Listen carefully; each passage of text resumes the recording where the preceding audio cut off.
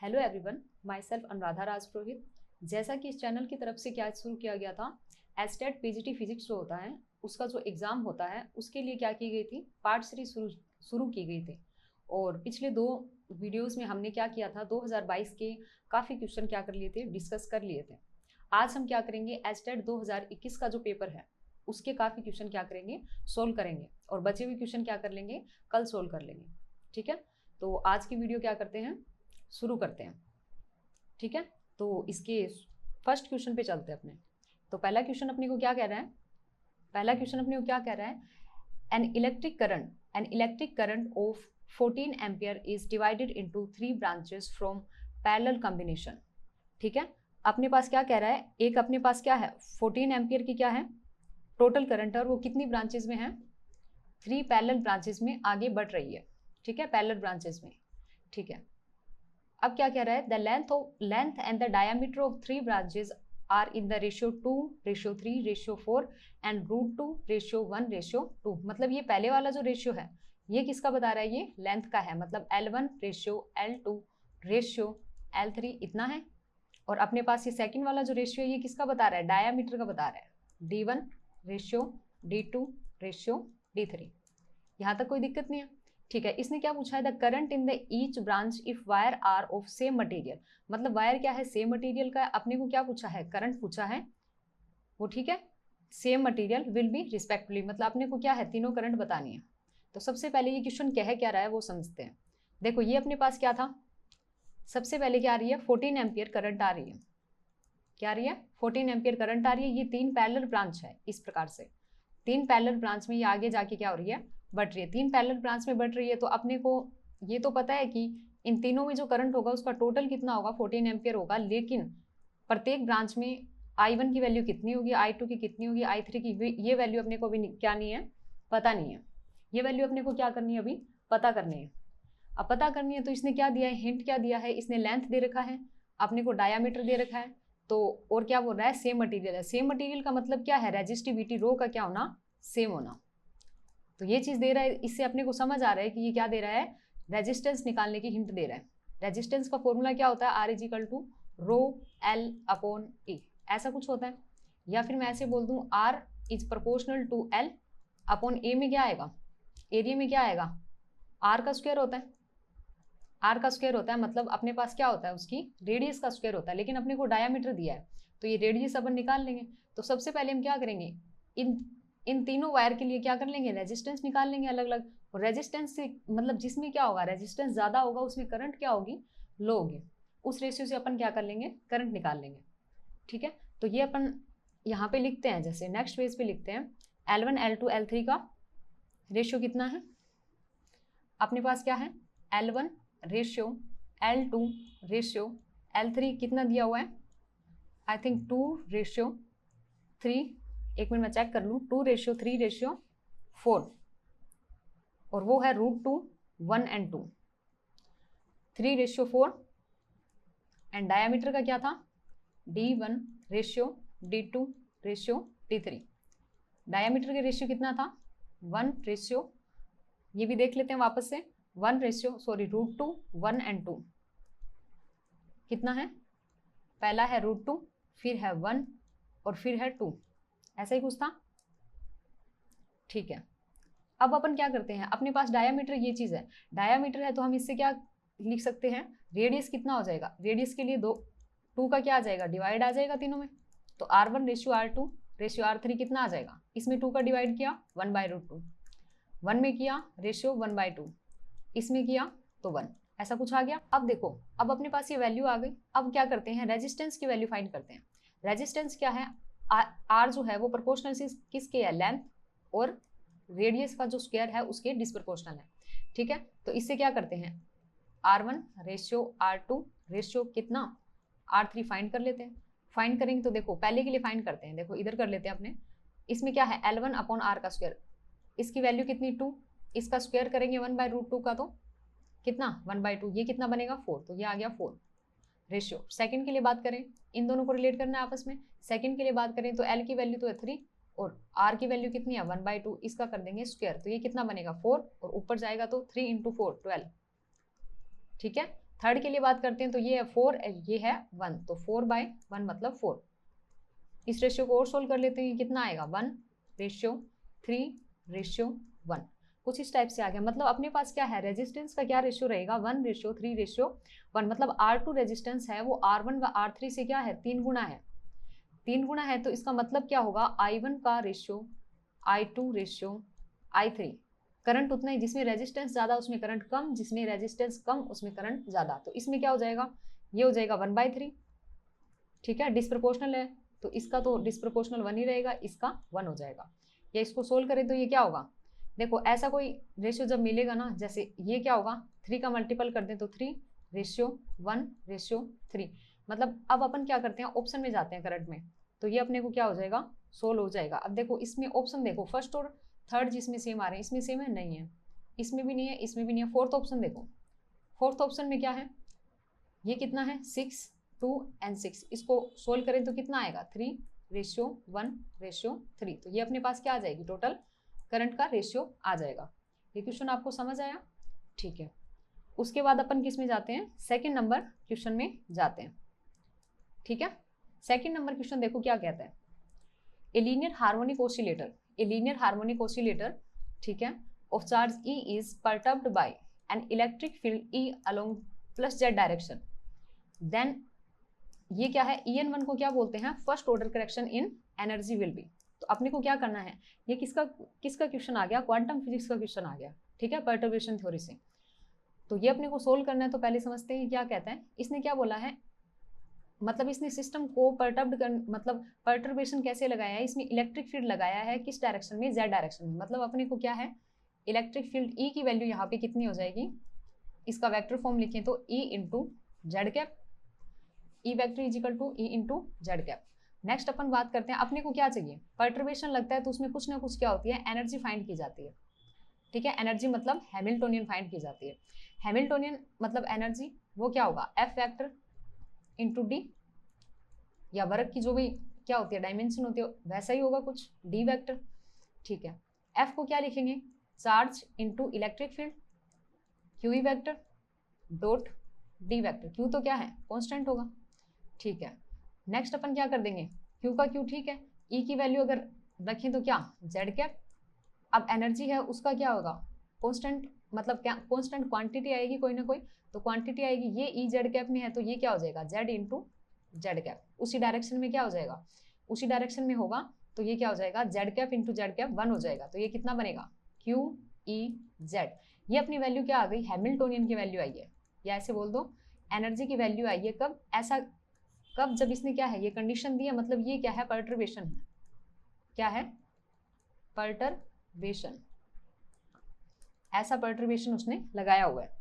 ठीक है, अब अपन क्या करेंगे, अब इसने क्या बोला है, ये जो एनर्जी है इसमें फर्स्ट ऑर्डर करेक्शन निकालना है। देखो इसको कैसे लिखते हैं, एनर्जी में फर्स्ट ऑर्डर करेक्शन को ऐसे लिखा, इसका मतलब क्या होता है, इसको ऐसे डिफाइन करते हैं, जैसे ये क्या हो गया कैट फैक्टर हो गया, ये क्या हो गया कैट फैक्टर हो गया। फिर अपने पास क्या आता है, फिर अपने पास क्या आता है, जो भी एनर्जी की वैल्यू होगी पर्टर्बेशन लगाई हुई, ई एन या फिर ई डैश बोल सकते हो, या एच डैश, इसको क्या करेंगे एच डैश कहते हैं। एच तो क्या होता है जो पहले से हैमिल्टोनियन होता है, एच डैश वो होता है जो पर्टर्बेशन लगाने के बाद अपने को मिलता है, मतलब क्यू ई जेड। ठीक है, इसको ई एन डैश बोलो या क्या बोलो, क्या बोलो, इसको एच डैश बोल दो। ठीक है, तो ये क्या होगा एच डैश जो है, एच डैश की वैल्यू क्या होगी, इसमें क्या होगा, देखो एच डैश की वैल्यू क्या है क्यू ई जेड है। एक मिनट, ये एच डैश एक्स्ट्रा लिख दें यहाँ पे, इसमें क्या होगा देखो, इसको हटा देंगे, इसमें क्या होगा देखो, अब ये क्यू ई तो कांस्टेंट है, इसमें जेड ही काम की चीज है, तो ई एन वन मतलब एनर्जी में फर्स्ट ऑर्डर करेक्शन क्या होगा, क्यू ई बाहर। अब ये कोई ना कोई क्या है nth स्टेट का क्या है वेव फंक्शन है, उसमें यही चीज तो है, n आ जाएगा फिर z आ जाएगा और फिर ये क्या आ जाएगा, फिर वापस से n आ जाएगा। ठीक है, इसको क्या लिख देंगे, z की एवरेज वैल्यू लिखते हैं। ये क्या होती है, z की एवरेज वैल्यू फाइंड करना, या कुछ ये ऐसी प्रकार की चीज है साई जेड साई। तो ये क्या होता है, साई के अंदर z की एवरेज वैल्यू अपन फाइंड करते हैं, ऐसा कुछ होता है। ठीक है, तो ये आ जाएगा z का एवरेज वैल्यू, ये z का एवरेज वैल्यू आ गया। अब होता क्या है, जैसे हार्मोनिक ऑसिलेटर दिया हुआ है अपने को, क्या दिया हुआ है हार्मोनिक ऑसिलेटर, हार्मोनिक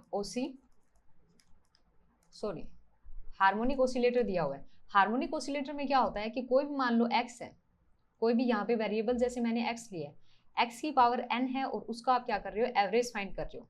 ये हमेशा 0 मिलेगा कब, जब n क्या होगा आपका, ओड नंबर होगा। ओड नंबर होगा मतलब क्या, x की पावर 1 का एवरेज वैल्यू फाइंड करो, 2 का नहीं 3 का करो, ओड नंबर ले लो कोई भी, x की पावर क्या 5 का ले लो। ओड नंबर का जितना भी फाइंड करोगे वो क्या आएगा, हमेशा 0 ही आएगा। तो वो 0 आएगा तो ये चीज़ क्या आ जाएगी, फिर ये वाली चीज़ क्या आ जाएगी, फिर 0 हो जाएगी।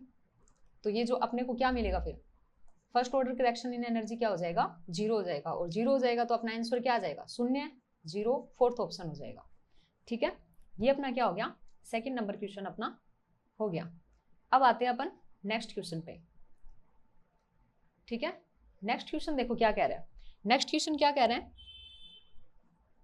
ठीक है, इंग्लिश का यहां से देखो, an electric heater draws more current when it is first turned on as compared to when it is fully hot। अब ये क्या कह रहा है कि इलेक्ट्रिक अपने पास क्या है, हीटर है। ठीक है, पहले आपने क्या किया, ऑन किया, तब इसमें कुछ करंट होगा, एक इसको क्या कर दिया, फुल्ली गर्म कर दिया, फुल्ली हॉट कर दिया, मतलब क्या कर दिया, इसका टेम्परेचर हाई कर दिया। अब बताओ टेम्परेचर हाई करने पे क्या इसमें इलेक्ट्रिक करंट ज़्यादा बढ़ेगी, नहीं।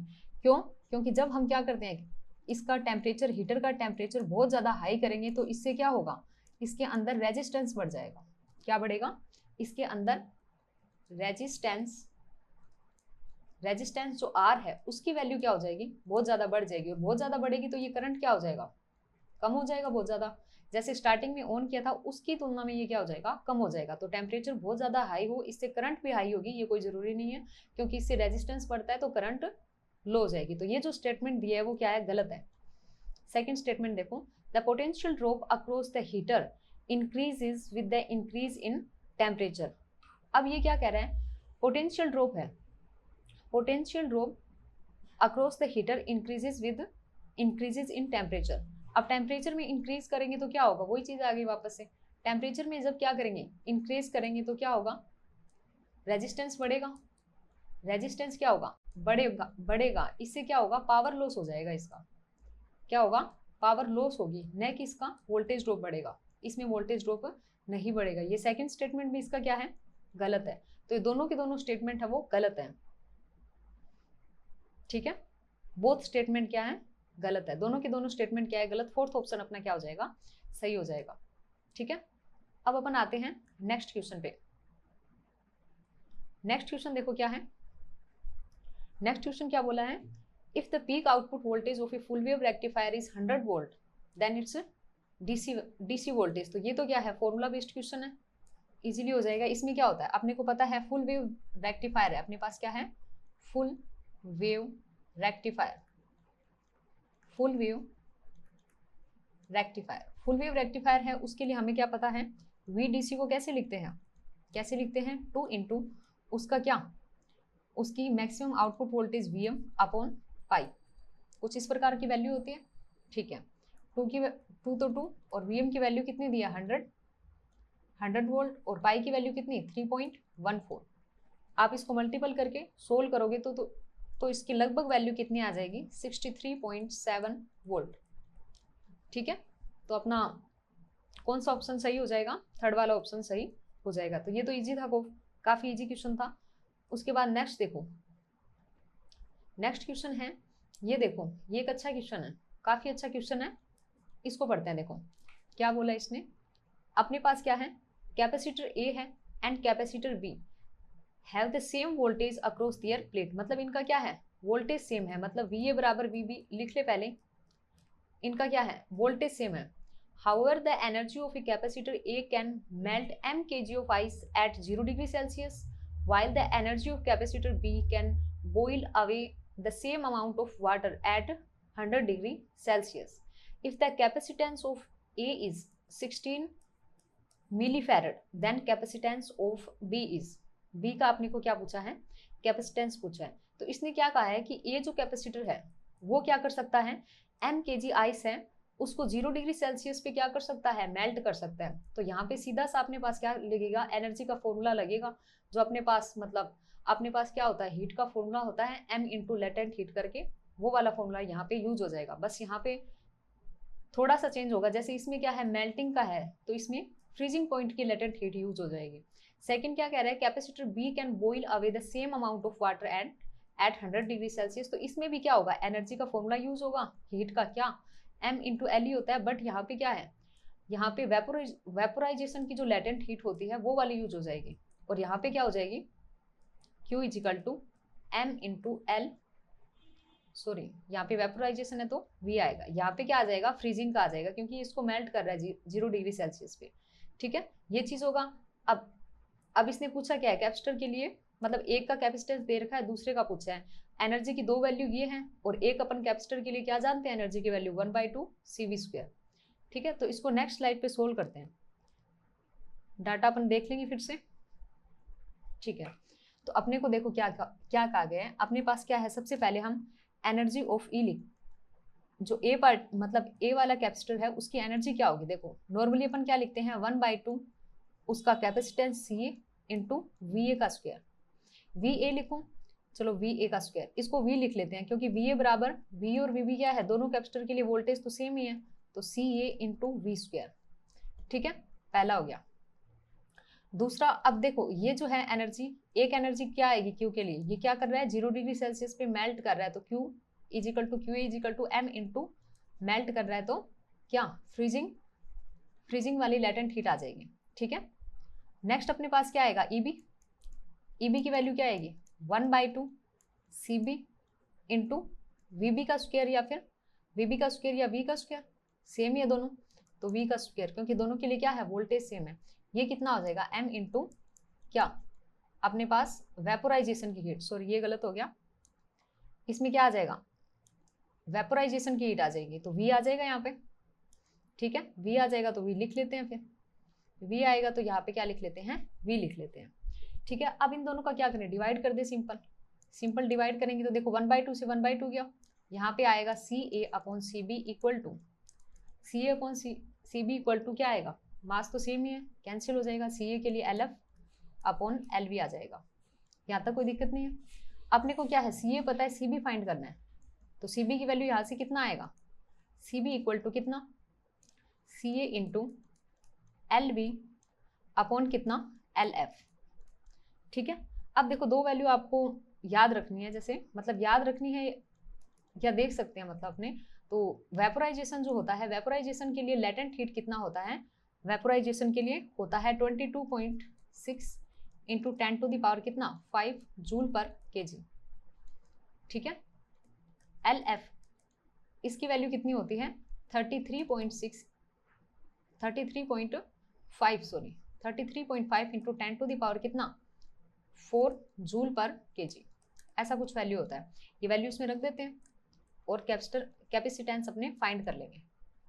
ठीक है, CA ठीक है, इन दोनों की वैल्यू रखी तो कितना 22.6 into 10 to the power 5 and इसकी वैल्यू कितना 33.5 इंटू 10 टू द पावर 4। अब CA की वैल्यू कितनी है 16 मिली फैरेड है, तो CB इज इक्वल टू कितना 16 मिली फैरेड इंटू कितना 22.6 इंटू 10 ही बचेगा, 4 पावर चली जाएगी, 33.5 into 10 to the power, sorry 10 to the power तो बचेगी नहीं क्योंकि 10 ही बचेगा, खाली क्या है ऊपर पावर तो कैंसिल हो गई। अब इसको अपन क्या करेंगे सोल्व करेंगे ना, तो CB की वैल्यू कितनी आएगी, CB की वैल्यू ऑलमोस्ट कितनी आ जाएगी 107.9 मिली फैरेड आएगी। ठीक है, अब अपन ऑप्शन देख लेते कि कौन सा इसमें से सही होगा। अपना कितना आंसर आया था 107.9 मिली फैरेड, ऐसा कुछ आंसर आया था। 107 है तो इसको ऑलमोस्ट क्या कह सकते हैं 108 कह सकते हैं, तो अपना कौन सा हो जाएगा थर्ड वाला ऑप्शन है वो सही हो जाएगा इसमें। ठीक है, नेक्स्ट देखो, नेक्स्ट क्वेश्चन क्या कहता है अपने को, नेक्स्ट क्वेश्चन क्या कहता है a uniform solid sphere of mass m and radius a is surrounded symmetrically by a, देखो सबसे पहले क्या है ए यूनिफॉर्म सॉलिड स्फीयर है, मास m है, रेडियस कितनी है a है, is surrounded by symmetrically by uniform thin spherical shell of equal mass and radius to a. तो अपने को क्या पूछा है, सबसे पहले ये कंडीशन लिख लेते हैं। देखो सबसे पहले अपने पास क्या है एक सॉलिड स्फीयर है, ठीक है, अपने पास क्या है, सॉलिड स्फीयर है, रेडियस कितना, इसकी रेडियस कितना a। अब ये जो सॉलिड स्फीयर है ये किससे घिरा हुआ है, स्फेरिकल सेल होती है उससे घिरा हुआ, उसकी मास तो इसी के बराबर है सिमेट्रिकली, ठीक है, बट इसका रेडियस इससे क्या है, दोगुना है, 2a है। इसका रेडियस कितना है इससे, ये वाली रेडियस कितनी है इसकी, 2a है, 2a है, ठीक है। अब इसने क्या पूछा है, the gravitational field at distance 3/2a from the centre, मतलब ये जो सेंटर है इससे कितनी डिस्टेंस, 3/2a मतलब कितना 1.5 है, या फिर 3/2 लिख लेते हैं, चलो 3/2a डिस्टेंस पे मान लो ये पॉइंट P है, ये सेंटर O है, इस पॉइंट P पे अपने को ग्रेविटेशनल फील्ड चाहिए, तो इस पे ग्रेविटेशनल फील्ड किसके कारण होगा, देखो ये पॉइंट है, ये किसके बीच में आ रहा है, ये जो 3/2a डिस्टेंस है ये किसके बीच में आ रहा है, दोनों सॉलिड स्फीयर और क्या है स्फेरिकल सेल के बीच में आ रहा है, पर ये क्या है इससे पार नहीं जा रहा, मतलब इस पे क्या होगा, ग्रेविटेशनल फील्ड खाली किसके कारण होगा, सॉलिड स्फीयर के कारण होगा, क्या होगा, जो ग्रेविटेशनल फील्ड है, ग्रेविटेशनल जो फील्ड है वो किसके कारण होगा, ओनली फॉर सॉलिड स्फीयर, किसके कारण, solid only for solid sphere के कारण होगा, ठीक है, तो सॉलिड स्फीयर के कारण होगा, तो इसके लिए निकाल देते हैं E इजिकल टू कितना होगा फील्ड इसके लिए, G, ठीक है, M, ठीक है, अपॉन कितना, G M अपॉन, इसने डिस्टेंस कितना दी है 3/2 का कितना स्क्वायर, 3/2 का स्क्वायर करेंगे तो ये 9/4 आएगा, तो 4 ऊपर जाएगा 9 नीचे आएगा, GM बनेगा और y में क्या बनेगा, a स्क्वायर बनेगा, तो अपना आंसर कौन सा सही होगा इसमें, सेकंड होगा। इस क्वेश्चन में एक चीज और देखो, अगर ये ऐसे बोलता मान लो कि ये डिस्टेंस क्या है इसके बीच में आगे थे, अब इसमें क्या था, सिर्फ इस सॉलिड स्फीयर के कारण ही ग्रेविटेशनल फील्ड लगा, अगर ये ऐसे बोल देता कि इसमें क्या है, आप distance r equal to centre से 5/2a पर क्या करो, फाइंड करो, तो 5/2a क्या होगा, इससे बाहर आ जाएगा और बाहर आ जाएगा 5/2a, तो इस पे क्या होगा, सॉलिड के कारण भी लगेगा, सॉलिड स्फीयर के कारण लगेगा और सेल दोनों के कारण क्या लगेगा, फील्ड लगेगा, तो ये क्वेश्चन में बन सकता है 5/2a पे, तो इन दोनों के कारण लग जाएगा, ठीक है, तो ये क्वेश्चन अपना हो जाएगा, पर अभी अपने को 3/2a पे दिया है तो ये 4/9 GM अपॉन a स्क्वायर ही होगा, ठीक है। नेक्स्ट क्वेश्चन पे आते हैं, नेक्स्ट क्वेश्चन अपना है 2 balls of mass m and 2m, अपने पास क्या है, 2 balls of mass m and 2m are moving at a speed v and v/2, m वाला किससे जा रहा है, v से, 2m वाला v/2 से respectfully, after undergoing A completely inelastic collision they move together with A speed of v/3, मतलब एक दूसरे से टकराते हैं, इनइलास्टिक कोलिजन हो गई तो ये क्या हो गए, एक दूसरे से चिपक के इन्होंने क्या किए, साथ में मोशन कर रहे हैं, तो ये कितनी वेलोसिटी से जा रहे हैं, v/3 से। पूछा क्या है, the angle between the initial velocities of 2 balls is, मतलब शुरुआत में क्या है, ये किसी एंगल पे आती है, टकराती है, टकराने के बाद इनइलास्टिक कोलिजन होता है और कोलिजन होने के बाद ये एक साथ v/3 से मतलब मोशन करती है, तो ऐसा सा केस है, कुछ ऐसा केस है, तो अपन क्या करेंगे, इसमें एंगल थीटा फाइंड करना है, तो देखो सबसे पहले मान लो कि ये क्या है, पहले वाली है m मास है, ठीक है, ये 2m मास है, ठीक है, बनाने में थोड़ा फर्क हो सकता है, ठीक है, जैसे ये इसकी मोशन इसकी तरफ आ रही है, ये इधर की तरफ आ रही है, इस प्रकार से ये इस तरफ आ रहा है, ये इस तरफ आ रहा है, ये क्या है, चलो ये 2m मान लो, 2m मास है, इसकी वेलोसिटी 2m वाले की v/2 है, ये m मास है, इसकी वेलोसिटी कितनी है, v है, अब ये एक दूसरे से कितना एंगल है, ये थीटा एंगल पे मान लिया अपन ने टकराते हैं, थीटा एंगल पे टकराते हैं, ये क्या है, बिफोर कोलिजन, क्या है, बिफोर कोलिजन ऐसा केस है। अब ये कोलाइड हुए, मतलब इनके बीच में इनइलास्टिक कोलिजन हुई, तो ये दोनों क्या कर रहे हैं, एक साथ क्या हो गए, एक साथ v/3 वेलोसिटी से मूव करने लग गए, ये क्या है, आफ्टर कोलिजन है, ऐसा इस क्वेश्चन ने कहा है, आफ्टर कोलिजन, ये अपने पास क्या आ जाएगा, v/3 से जा रहे हैं तो ये क्या है, आफ्टर कोलिजन ऐसा हो जाएगा, आफ्टर कोलिजन ऐसा हो जाएगा। अब देखो क्या होगा, अब अपन क्या करेंगे, इसमें एंगल थीटा फाइंड करना है, तो यहाँ पे क्या होगा, जब क्या होती है, इनइलास्टिक कोलिजन होती है, इनइलास्टिक कोलिजन क्या होती है, इनइलास्टिक कोलिजन में क्या रहता है, काइनेटिक एनर्जी कंजर्व नहीं रहती लेकिन मोमेंटम तो कंजर्व रहता है, मतलब क्या होगा, P initial is equal to कितना, पी फाइनल। इसमें क्या हो जाएगा, पी इनिशियल जो है, पी इनिशियल में क्या है, एंगल दिया हुआ है, एंगल दिया हुआ है, तो हम एंगल के लिए कैसे फाइंड करेंगे, देखो कैसे फाइंड करेंगे, P1 का स्क्वायर प्लस P2 का स्क्वायर, ठीक है, स्क्वायर कर देते हैं दोनों तरफ, जैसे पी स्क्वायर, पी इनिशियल का स्क्वायर, क्योंकि इसमें क्या है, मतलब खाली पी आई लेंगे, स्क्वायर नहीं लेंगे, तो इसमें फिर रूट की क्वांटिटी आएगी, इससे अच्छा अपन पहले ही स्क्वायर ले लें, ठीक है। P1 का स्क्वायर P2 का square plus 2P1 P2 and cos of theta, ऐसा कुछ होता है एक्सप्रेशन, ठीक है। अब उसके बाद क्या है अपने पास, पीएफ कितना होगा, ये पीएफ, चलो एक बार पीएफ ही लिख लेते हैं इसको। अब इनमें वैल्यू पुट कर देते हैं, देखो P1 की वैल्यू कितनी होगी, ये फर्स्ट पार्टिकल है m इंटू वी, ठीक है, m इंटू वी का स्क्वायर प्लस P2 की वैल्यू कितनी होगी, 2m को v/2 से करोगे तो बचेगा तो mv ही, mv का स्क्वायर प्लस 2, ठीक है। P1 की वैल्यू है mv, इसकी भी mv, दोनों का मल्टीपल किया तो कितना, mv स्क्वायर इक्वल टू कितना, cos theta is equal to, इसमें देखो कितना आ गया, इसका मास था m, एक का था 2m, दोनों को जोड़ा तो कितना 3m, मतलब कैसे होगा, m plus 2m total mass into velocity इनकी हो रही है v/3, m इंटू वी, यही तो होता है क्या, मोमेंटम, तो ये कितना आएगा, 3m को v/3 से करोगे तो बचेगा तो ये भी mv, तो ये भी कितना बच गया, mv ही बच गया।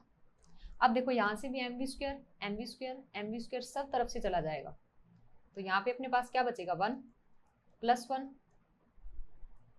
यहाँ पे कितना 2 cos theta is equal to 1, एक 1 से एक 1 चला जाएगा। चलो नेक्स्ट देख लेते हैं, यहाँ पे दिखेगा नहीं, कितना बच गया था अपने पास, 1 plus 2 cos theta equal to कितना 1, ऐसा कुछ था, ठीक है, एक 1 से एक 1 चला गया, तो 2 cos theta is equal to कितना, इधर जाएगा तो ये -1, so cos theta equal to कितना -1/2, -1/2 की थीटा, कोस थीटा पे वैल्यू, मतलब कोस थीटा इक्वल टू -1/2 है, तो थीटा कितना मिलता है 120 डिग्री, हाफ पे जैसे 60 मिलता है तो माइनस हाफ पे कितना मिलेगा 120 डिग्री मिलेगा, तो जो ये ऑप्शन होगा वो सही हो जाएगा, जैसे इसमें फोर्थ ऑप्शन है ये अपना करेक्ट हो जाएगा। ये एक अच्छा क्वेश्चन है, ठीक है, मोमेंटम कंजर्वेशन से हो रहा है, ठीक है, इंपॉर्टेंट क्वेश्चन है। नेक्स्ट अपना लाते हैं, नेक्स्ट क्वेश्चन देखो क्या कहता है, नेक्स्ट क्वेश्चन क्या कहता है देखो, two large non conducting sheet S1 and S2 carrying surface charge density σ1 and σ2, दो सीट दे रखी है S1 S2 और इन पे चार्ज डेंसिटी क्या है σ1 σ2 है, जहां पे σ1 क्या है बड़ा है थोड़ा सा σ2 से, respectively are placed parallel to the each other at a distance t apart in vacuum. The work done by the electric field in moving a point charge q through a distance a which is less than d.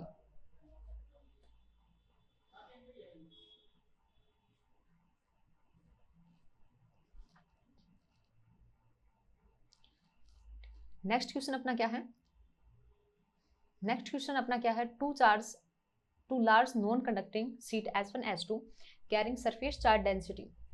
अपना question क्या है, two large non conducting sheet S1 S2 carrying surface charge density σ1 and σ2 where σ1 is greater than σ2 respectively are placed parallel to each other at a distance t apart in vacuum। मतलब अपने पास क्या है, दो seat है S1 S2, इनकी surface charge density अपने को σ1 σ2 दी है, जहां σ1 क्या है बड़ा है σ2 से, एक दूसरे के पैरेलल रखी हुई है d डिस्टेंस के ऊपर। अब क्या पूछ रहा है, the work done by the electric field in moving a point charge q through a distance a which is less than d, ठीक है, from S1 towards S2 along a line making an angle 45 degree with the normal to the plate. मतलब अपने को क्या है, एक plus q charge लेगा ये, और इसको क्या है यहाँ से मतलब पहली प्लेट से S1 से S2 तक लेके जाना है, पर सीधा नहीं लेके जाना, ये 45 डिग्री के एंगल पे इस टाइप से लेके जाना है, तो अपने को कितना काम करना पड़ेगा, वो वर्क डन अपने को क्या करना है, फाइंड करना है, ठीक है। तो ये क्वेश्चन अपन क्या करते हैं, नेक्स्ट स्लाइड पे करते हैं। अब अपने पास क्या है, अपने को दो शीट दी हुई है इस टाइप से, ठीक है, ये दो शीट दी हुई है, पहली शीट पे चार्ज डेंसिटी σ1, दूसरी पे कितनी σ2, ऐसा कुछ है। यहाँ से ये क्या है 45 डिग्री का एंगल बना रहा है, बनाते हुए एक चार्ज प्लस क्यू है, इसको ए डिस्टेंस के ऊपर क्या करना है, लेकर जाना है। ठीक है, तो अपने को लेकर जाना है तो काम करना पड़ेगा, वर्क डन करना पड़ेगा। वो वर्क डन अपने पास कितना होगा, वही चीज़ अपने को फाइंड करनी है, वर्क डन फाइंड करना है। वर्क डन में क्या होता है, देखो वर्क डन फाइंड करना है तो W इजिकल टू क्या होता है, W इजिकल टू क्या, F डॉट डी, कुछ इस प्रकार से F डॉट डी होता है। F अपन निकाल लेंगे, सॉरी, Q इंटू, इस पे चार्ज मान लो Q है, ये दिया हुआ है, E है, और ये क्या है, D की जगह कितनी है, डिस्टेंस A है, पर ये एंगल कितना है 45, A कोस 45, कुछ इस प्रकार से आ जाएगा। ठीक है, W की वैल्यू कितनी आएगी, Q into E into A upon root 2, ऐसा कुछ एक्सप्रेशन आ जाएगा। इसको बोल देते हैं इक्वेशन नंबर फर्स्ट। अब अपने को यहाँ पे क्या फाइंड करना है, इलेक्ट्रिक फील्ड E फाइंड करना है। इलेक्ट्रिक फील्ड अपने को पता है क्या होता है, जो अपने पास क्या होती है, सीट होती है। ठीक है, सीट के कारण इलेक्ट्रिक फील्ड नॉर्मली कितना होता है, सिग्मा अपॉन 2 एप्सिलॉन नॉट, ये तो पता है।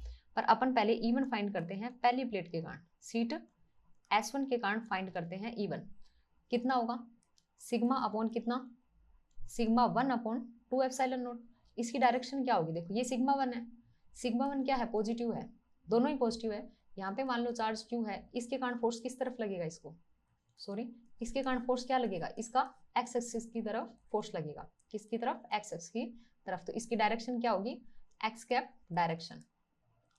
ठीक है, अब अपन क्या करते हैं, सीट अपने पास सेकंड वाली कौन सी है, सीट S2, S2 के कारण इलेक्ट्रिक फील्ड निकाल लेते हैं E2, वो कितना होगा, सिग्मा 2 अपॉन कितना 2 एप्सिलॉन नॉट। लेकिन इसकी डायरेक्शन क्या होगी, ये इधर है, इधर से मान लो ये चार्ज Q है, इस पे किस तरफ फोर्स लगेगा, सिग्मा 2 के कारण किस तरफ लगेगा, इस तरफ। ये क्या करेगा, ये रिपल, मतलब इस पे भी पॉजिटिव है और ये क्या है, चार्ज पॉजिटिव चार्ज है, तो दोनों के बीच में क्या होगा, रिपल्सन, मतलब ये इसको क्या करेगा, प्रतिकर्षित करेगा। ठीक है, इसको अपन से खुद से क्या करेगा, दूर की तरफ फोर्स लगाएगा, दूर की तरफ फोर्स लगाएगा, तो इसका क्या हो गया, माइनस एक्स डायरेक्शन में, मतलब इसकी डायरेक्शन क्या होगी, माइनस एक्स कैप डायरेक्शन।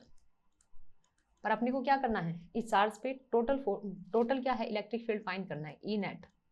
ई कितना आ जाएगा total, E1 plus E1 vector plus sorry E2, ये पूरा टोटल कितना आ जाएगा, सिग्मा 1 अपॉन एप्सिलॉन नोट। ये तो ठीक है, एक्स कैप डायरेक्शन में जोड़ रहे हैं क्योंकि इसको क्या जाना है, एक्स वाली डायरेक्शन में जाना है, मतलब इसको क्या जाना है, S1 से S2 बोला है, S1 से S2 पर लेकर जाओ, तो ये सिग्मा 1 वाला तो पॉजिटिव होगा क्योंकि ये एक्स कैप एक्स वाली डायरेक्शन में है, पर इसको क्या होगा, ये तो माइनस एक्स में है, तो ये कितना आ जाएगा, माइनस का सिग्मा 2 अपॉन 2 एप्सिलॉन नोट। कोई दिक्कत नहीं है। नेक्स्ट देखो, E कितना आ जाएगा, 1 अपॉन 2 एप्सिलॉन नोट, ये कितना आ जाएगा, सिग्मा 1 माइनस सिग्मा 2। अब अपन क्या करते हैं, वर्क डन वाले फॉर्मूले में ये वैल्यूज रख देंगे तो अपना वर्क डन का आ जाएगा। वर्क डन कितना, Q, ठीक है, ये कितना है, A है, Q A बाई रूट 2, ठीक है, ये आगे क्या है 2 एप्सिलॉन नोट, मतलब इसकी वैल्यू रख रहे हैं अपने E की, ये कितना सिग्मा 1 माइनस सिग्मा 2। और थोड़ा तरीके से लिख देते हैं इसको, तो कितना Q A upon 2 root 2 epsilon naught and sigma 1 minus sigma 2, ऐसा कुछ आ जाएगा। अब देखो ये ऑप्शन किसमें दिया हुआ है, ये ऑप्शन जिसमें दिया हुआ वो ऑप्शन अपना सही हो जाएगा, ये रहा। जैसे सेकंड ऑप्शन है अपने पास में, Q A दे रखा है, 2 रूट 2 दे रखा है, epsilon note sigma 1 minus sigma 2। ठीक है, ये क्वेश्चन हो गया। नेक्स्ट आते हैं, नेक्स्ट क्वेश्चन देखो क्या है, in some process the temperature of a substance depend on its entropy T equal to क्या, AS की power n, where A and n are constant, ये तो दोनों कॉन्स्टेंट है। एंट्रोपी का और टेम्परेचर का रिलेशन दे रखा है। The corresponding heat capacity C of the substance as a function S is given by, अपने को क्या करना है, हीट कैपेसिटी C फाइंड करनी है। तो देखो अपने को दिया क्या हुआ है, सबसे पहले अपने को क्या दिया हुआ है, T इजिकल टू कितना, AS की पावर n, कुछ इस प्रकार से दिया हुआ है। तो थोड़ा सा अपन सोचे, अगर अपने को क्या चाहिए, C चाहिए, C क्या होता है, dq अपॉन dt, ऐसा कुछ होता है। मतलब अपने पास क्या है, हीट निकाल लेंगे, ठीक है, हीट निकाल लेंगे बाय में टेम्परेचर का ये चीज, तो ये क्या होती है, ये भी अपने को पता है, TdS होता है, T डेल्टा S, ऐसा करके कुछ निकालते हैं। तो अपने को यहाँ से क्या चाहिए, सबसे पहले डेल्टा S चाहिए, सीधी सी बात है। तो अपन क्या करते हैं, इसका डिफ्रेंशिएशन कर देते हैं, सॉरी dt करें, अगर इसका डिफ्रेंशिएशन करें, डिफ्रेंशिएशन dt करें, तो ये तो कांस्टेंट है, n बाहर, s की पावर कितना n-1 and dt, ds, sorry अपने को ds ही चाहिए, फिर t से मल्टीपल कर लेंगे। तो यहाँ से क्या निकालें, सबसे पहले अपन ds निकाल लेते हैं। ds की वैल्यू कितनी आएगी dt, और बचा हुआ ये पार्ट इसके बाय में, मतलब a n s की पावर n-1। कोई दिक्कत है? नहीं है, यहाँ तक कोई दिक्कत नहीं है, यहाँ तक समझ में आ गया। अब अपने को बनाना क्या है, टारगेट अपना क्या था, टारगेट अपना क्या था, dq बनाना है अपने को tds करके। तो इसको t से मल्टीपल कर देंगे। अब t से मल्टीपल करें, ये क्या हो गया, tds equal to dq equal to ds की वैल्यू को t से मल्टीपल कर देंगे। तो ये क्या आएगा, t dt upon a n s की पावर कितना, n-1। यहाँ तक कोई दिक्कत नहीं है। अब देखो ये जो अपने पास एक्सप्रेशन है, अपने को क्या चाहिए, dq अपॉन dt चाहिए। dq है, इस dt को इसके बाय में ले आए तो अपने पास क्या आ जाएगी, स्पेसिफाइक हीट आ जाएगी। Specific heat c equal to कितना, dq बाय dt। इस एक्सप्रेशन से निकाल लेते हैं, dq के बाय में ले जाते हैं dq dt को, तो क्या बचेगा, dt हट जाएगा, ये बचेगा t a n s की पावर कितना, n-1। ठीक है, ये चीज ठीक है। अब देखो अपना आंसर जो है वो t में नहीं है, सिर्फ s में ही है। तो ये t की वैल्यू भी पुट कर देते हैं, किससे, स्टार्टिंग वाले से। स्टार्टिंग में t की वैल्यू s की फॉर्म में दी है, क्योंकि t में अपना आंसर ही नहीं है, तो t को क्या करेंगे, s की फॉर्म में बदलेंगे। तो कितना दिया हुआ है, a s की पावर n स्टार्टिंग में दिया हुआ है, ये रख देंगे, a n s की पावर कितना, n-1। ठीक है, और सोल्व करें तो c की वैल्यू कितनी आएगी, a से a गया, s की पावर n से s की पावर n गया, तो क्या बचा, 1 अपॉन क्या, n इंटू s का इनवर्स, ये ऊपर जाएगा तो सिंपल s बन जाएगा, नीचे n पड़ा हुआ है। ठीक है, तो ये क्या आ गया, c की वैल्यू s बाय n, जो कि अपना थर्ड ऑप्शन में सही है। ठीक है, ये वाला क्वेश्चन हो जाएगा। नेक्स्ट आ जाओ, नेक्स्ट क्वेश्चन देखो क्या है। नेक्स्ट क्वेश्चन क्या कहता है, a rod CD of thermal resistance 5 Kelvin per volt is joined at the middle of an identical road AB as shown in figure। अब ये CD रोड है, किससे है, AB रोड से ऐसे जोड़ी गई है। The end A B D are maintained at 100 degree Celsius, 0 degree Celsius and 25 degree Celsius respectively. मतलब इनके क्या है, टेम्परेचर दिए हुए हैं। फिर इसने क्या पूछा है, the temperature of junction C is. ठीक है, C पे अपने को क्या चाहिए, टेम्परेचर चाहिए। ये वाला डायग्राम है, सॉरी ये क्या है, यहाँ पे अपने को टेम्परेचर चाहिए, तो अभी पता नहीं है तो इसको T मान लें। बाकी तो देखो जो भी पॉइंट है A B D, इनके तो टेम्परेचर है, इस पे पता नहीं है, जो फाइंड करना है T वो मान लेते हैं। देखो अपने को क्या पता है, अपने को क्या पता है, जो हीट का क्या है, हीट का टाइम के साथ चेंज है। ठीक है, तो रेट ऑफ हीट चेंज। ठीक है, ये जो रेट है वो क्या होती है, dq upon dt equal to k into A delta T upon कितना होता है, L होता है। यहाँ पे क्या है, k क्या है, थर्मल कंडक्टिविटी है, a एरिया है, डेल्टा टी टेम्परेचर में डिफरेंस है, मतलब T2 माइनस T1 ऐसा करके कुछ, और L क्या है, लेंथ है। ठीक है, ये चीज ठीक है। अब अपने को सबसे पहले लेंथ देखना पड़ेगा। इसने क्या बोला है, दोनों रोड है AB और C। एक तो रोड क्या थी, रोड क्या है, A और B है, C और D है, इनकी जो डिस्टेंस है आइडेंटिकल है। आइडेंटिकल है तो मान लो डिस्टेंस से मतलब ये क्या होगी, सेम लेंथ की होगी। सेम लेंथ की होगी तो मैंने लेंथ L मानी है, मैंने लेंथ L मानी है, तो ये वाली CD वाली लेंथ है, ये भी कितनी होगी, L। और ये टोटल L है, तो A से T तक मतलब A से C तक ये वाली लेंथ कितनी होगी, L/2, और C से B तक ये वाली लेंथ भी कितनी होगी, L/2। ये टोटल लेंथ L है। क्यों, क्योंकि अपन ये फॉर्मूला लगाएंगे। ठीक है, अब देखो A से क्या है, मतलब ये हीट में जो चेंज आएगा वो किसके बराबर होगा, ये आगे जाके क्या है, 2 में बट गया। जैसे A है, A से आ रहा है तो ये CB में भी बट गया, आगे CD में भी बट गया, ऐसा कुछ है। तो इसको इस प्रकार से लिख लेते हैं। तो पहले इक्वेशन लिखेंगे तो K, क्योंकि आइडेंटिकल है तो K भी सेम ही होगा सबके लिए, चेंज नहीं होगा। K की वैल्यू क्या होगी, सेम। एरिया भी सेम होगा तो एरिया कैंसिल भी हो जाएगा, तो ये K तो सेम रहेगा। डेल्टा T देखो क्या होगा, पहले के लिए क्या होगा, A और C के बीच में डेल्टा T क्या होगा, T2 माइनस T1, मतलब T माइनस, सॉरी इसमें क्या होगा, 100 माइनस T, ऐसा कुछ होगा, अपॉन लेंथ कितनी है यहाँ से यहाँ तक की L/2।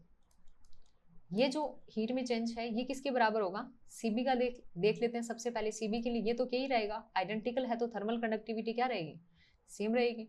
इसका टेम्परेचर डिफरेंस कितना, T माइनस 0 अपॉन इसकी लेंथ कितनी, L/2 प्लस नेक्स्ट के लिए मतलब नेक्स्ट क्या है, C से D, इसके लिए क्या, इसमें टेम्परेचर डिफरेंस कितना, T माइनस 25 और इसका टोटल लेंथ कितना l, ये भी लिख लेते हैं। ठीक है, अब इसको क्या करें, सोल्व कर लें। तो t आ जाएगा अपने पास, k से k गया, तीनों तरफ से k चला जाएगा, l भी चला जाएगा। ये देखो कितना बचेगा, 2 ऊपर जाएगा, ये बचेगा 100 माइनस t, ये कितना बचेगा, 2 ऊपर जाएगा, 2 इंटू टी प्लस एल गया, ये कितना बचेगा, t माइनस 25, कुछ इस प्रकार से बचेगा। इससे क्या आ जाएगा अपने पास, 225 इक्वल टू ये कितना आ जाएगा 3t एंड 2 कितना 5t, टोटल 3 ये हो गया, 2 इधर से आ गया, 5t आ गया। इसका डिवाइड कर देते हैं, t इज इक्वल टू कितना 225 बटा 5 इक्वल टू कितना, ये आ जाएगा आपका 45 डिग्री सेल्सियस। ठीक है, यहाँ ऑप्शन आपका फोर्थ वाला क्या हो जाएगा, सही हो जाएगा। ठीक है, नेक्स्ट क्वेश्चन देखो। नेक्स्ट क्वेश्चन क्या कहता है, ये जो आपका क्वेश्चन है ये किस पे है, मेथड ऑफ इमेज जो टॉपिक होता है उसके ऊपर है। ठीक है, करते हैं इसको। देखो ये क्या कहता है, a point charge is placed symmetrically at a distance d from two mutually perpendicular grounded infinite conducting planes as so in the figure. देखो जब ऐसा कुछ हो ना कि इनफाइनाइट है, कंडक्टिंग प्लेन है और कैसा है, ग्राउंडेड है, इस प्रकार से देगा। ग्राउंडेड क्या हो तो वहां पे क्या होता है, मेथड ऑफ इमेज लगता है। ठीक है, इमेज मेथड अपना यूज होता है। फिर अपने इमेज मेथड यूज करके इस पे क्या करना है, चार्ज q पे नेट फोर्स फाइंड करना है। तो ये होता कैसे है, देखो पहले जैसे अपने को अभी क्या है, 2 ग्राउंडेड प्लेन दे रखे हैं, खाली एक ग्राउंडेड प्लेन देता, जैसे इस प्रकार से ऐसे देता, खाली ये ग्राउंडेड प्लेन है। ठीक है, यहाँ पे चार्ज q रखा हुआ है, ऐसे देता, फिर बोलता कि इस पे क्या है, टोटल चार्ज मतलब टोटल फोर्स कैसे लगेगा, इसको ग्राउंड किया हुआ है जैसे, ऐसा कुछ कंडीशन देता। तो क्या होता है, इसके कारण एक क्या होता है, इमेजनरी चार्ज बनता है। ये क्या इमेजनरी चार्ज बनता है। ठीक है, ये है क्या वैसे, method of image, method of image. ठीक है, अब इसमें इमेज बनेगी तो ये q है तो इसकी नेगेटिव इमेज बना दो माइनस q, ऐसा बनता है। फिर इसके कारण मान लो ये डिस्टेंस d पे दिया होता तो ये भी सेम ही डिस्टेंस पे बनता है। फिर इसके कारण अपन क्या कर देंगे, फोर्स फाइंड कर देंगे। पर अपने को यहाँ पे क्या है, 2 मतलब ग्राउंडेड प्लेन दिए हैं, तो इसके कारण क्या करते हैं अपन, नेक्स्ट स्लाइड पे सोल्व करेंगे, क्योंकि ये थोड़ा सा बड़ा डायग्राम बनेगा। नेक्स्ट स्लाइड पे देखो, यहाँ पे बना लेते हैं। देखो इसमें क्या है, एक प्लेन तो ये है, दूसरा प्लेन अपने पास क्या है, ये है, दोनों ग्राउंडेड है। अब इसमें क्या है, पहला जो ये क्या है, चार्ज q है वो d डिस्टेंस के ऊपर दिया हुआ है, ये वाला डिस्टेंस है अपने पास d, ये वाला दिया हुआ है, यहाँ से भी ये क्या है, d डिस्टेंस पे है। अब क्या है, 2 ग्राउंडेड प्लेन है, दोनों के कारण क्या बनेगी, इमेज बनेगी। इसकी इमेज यहाँ पे क्या बनेगी, q है तो माइनस q। ठीक है, इसको बढ़ा लेते हैं पूरा। ठीक है, ऐसा कुछ। अब ये माइनस q है तो ये भी आगे क्या होगा, माइनस q से आगे क्या बनेगा, प्लस q। तो यहाँ पे क्या बनेगा, इसका इमेज चार्ज प्लस q। ठीक है, अब ये प्लस q है तो इसका इमेज चार्ज क्या बनेगा, माइनस q। ठीक है, ऐसे कुछ होगा, ऐसे भी कर सकते हो, ये q है तो इधर माइनस q बनेगा, तो ये क्या आएगा, माइनस q। ये फिर इससे क्या हो जाएगा, जुड़ जाएगा, ऐसा सा कुछ सीन बनेगा। ये सारी डिस्टेंस d है। ठीक है, टोटल डिस्टेंस कितनी हो जाएगी, ये वाली टोटल 2d हो जाएगी, टोटल है ये, टोटल डिस्टेंस 2d हो जाएगी ये सारी। ठीक है, ये स्क्वायर बन गया एक टाइप से। अब अपने को क्या करना है, ये जो चार्ज है इस पे टोटल फोर्स फाइंड करना है। तो अब तो अपन क्या है, इलेक्ट्रोमैग्नेटिक फोर्स लगा के, कूलम फोर्स लगा के वो फाइंड कर सकते हैं। तो करते हैं सबसे पहले। ठीक है, ठीक है, अब सबसे पहले अपन क्या मानते हैं कि देखो जैसे ये माइनस q वाला नीचे वाला चार्ज है, पहला चार्ज यही बना था, जैसे अपन ने यही बनाया, तो इसके कारण जो फोर्स लग रहा है ना, इसको मैंने क्या बोला है, F1। इसके कारण फोर्स किधर लगेगा, इसके कारण फोर्स की डायरेक्शन क्या होगी, माइनस q है, ये क्या है, प्लस q है। ये इसको क्या करेगा, अपनी तरफ अट्रैक्ट करेगा। अट्रैक्ट करेगा तो ये ऊपर की तरफ नहीं होगा, एक मिनट, ये क्या नहीं होगा, ऊपर की तरफ नहीं होगा, अट्रैक्ट के कारण ये नीचे की तरफ जाएगा। नीचे की तरफ जाएगा तो अपन बना देंगे इसको। ठीक है, ये आएगा इस तरफ, इसका फोर्स, सॉरी इसका फोर्स है, पहले निकाल लेते हैं F1। F1 होगा कितना, देखो F1 की वैल्यू लिख लेते हैं पहले। F1 इक्वल टू कितना, K तो होता ही है, माइनस साइन आ जाएगा, Q स्क्वायर आ जाएगा, K Q1 Q2 upon R का स्क्वायर। R कितनी हो जाएगी, 2D का स्क्वायर मतलब 2D का स्क्वायर मतलब 4D स्क्वायर, ऐसा कुछ आ जाएगा। ये कितना है, डायरेक्शन इसकी क्या है, नीचे की तरफ, माइनस जे कैप। ठीक है, सेकेंड फोर्स क्या लगेगा, इस माइनस क्यू कारण देख लेते हैं, क्योंकि इसमें डिस्टेंस अलग होगी, पहले इसके कारण देख लेते हैं। इसमें कितना होगा, ये जो फोर्स है, इसमें भी जो फोर्स लगेगा इसके कारण, ये भी इसको अट्रैक्ट ही करेगा, नेगेटिव चार्ज है तो ये इस तरफ होगा। ठीक है, ये वाला फोर्स क्या, F1, ये वाला फोर्स क्या, F2। F2 कितना हो जाएगा, F2 कितना होगा, वही माइनस के क्यू स्क्वायर, बीच में डिस्टेंस कितना है 2d हो जाएगा, 2d का स्क्वायर किया तो 4d का स्क्वायर, ऐसा कुछ हो जाएगा। ठीक है, ये चीज हो गया। अब ये देखो इन दोनों के कारण क्या करेंगे, इन दोनों के कारण, जैसे क्यू चार्ज यहाँ पे है, सॉरी क्यू चार्ज यहाँ पे है, अपना क्यू चार्ज क्या है, ये वाला है, इस पे एक फोर्स लग गया किधर, इधर, कौन सा है ये, F2। एक फोर्स लग रहा है क्या, इधर, ये कितना है, F1। एंगल अपने को सीधा सा दिख ही रहा है, 90 डिग्री है, 90 डिग्री है, तो इसके कारण क्या करेंगे, पहले इक्विवेलेंट फोर्स फाइंड कर देते हैं। ठीक है, F फाइंड कर देते हैं, वो कितना आ जाएगा, सीधी सी बात है, अपने पास क्या फॉर्मूला रहता है, F1 का स्क्वायर प्लस F2 का स्क्वायर प्लस कितना 2F1 F2 cos of angle between these two forces. अब दोनों के बीच में एंगल कितना है 90, तो कोस 90, कोस 90 की वैल्यू क्या होती है 0, तो ये टर्म भी पूरी क्या हो जाएगी, 0 हो जाएगी। ओ सॉरी, इसका रूट भी होता है। ठीक है, रूट होगा तो क्या आ जाएगा, ये आ जाएगा रूट ऑफ, ये टर्म 0 हो गई।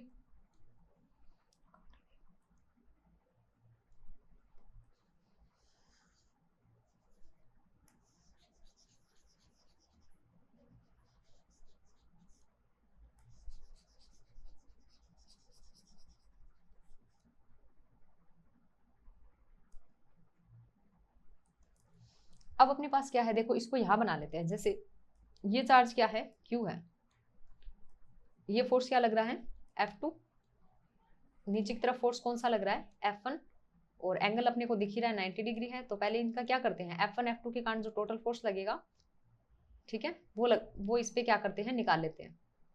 F12 बोल दो इसको, F12 बोल देते हैं। ठीक है, अलग नाम दे दिए इसको, तो क्या होगा,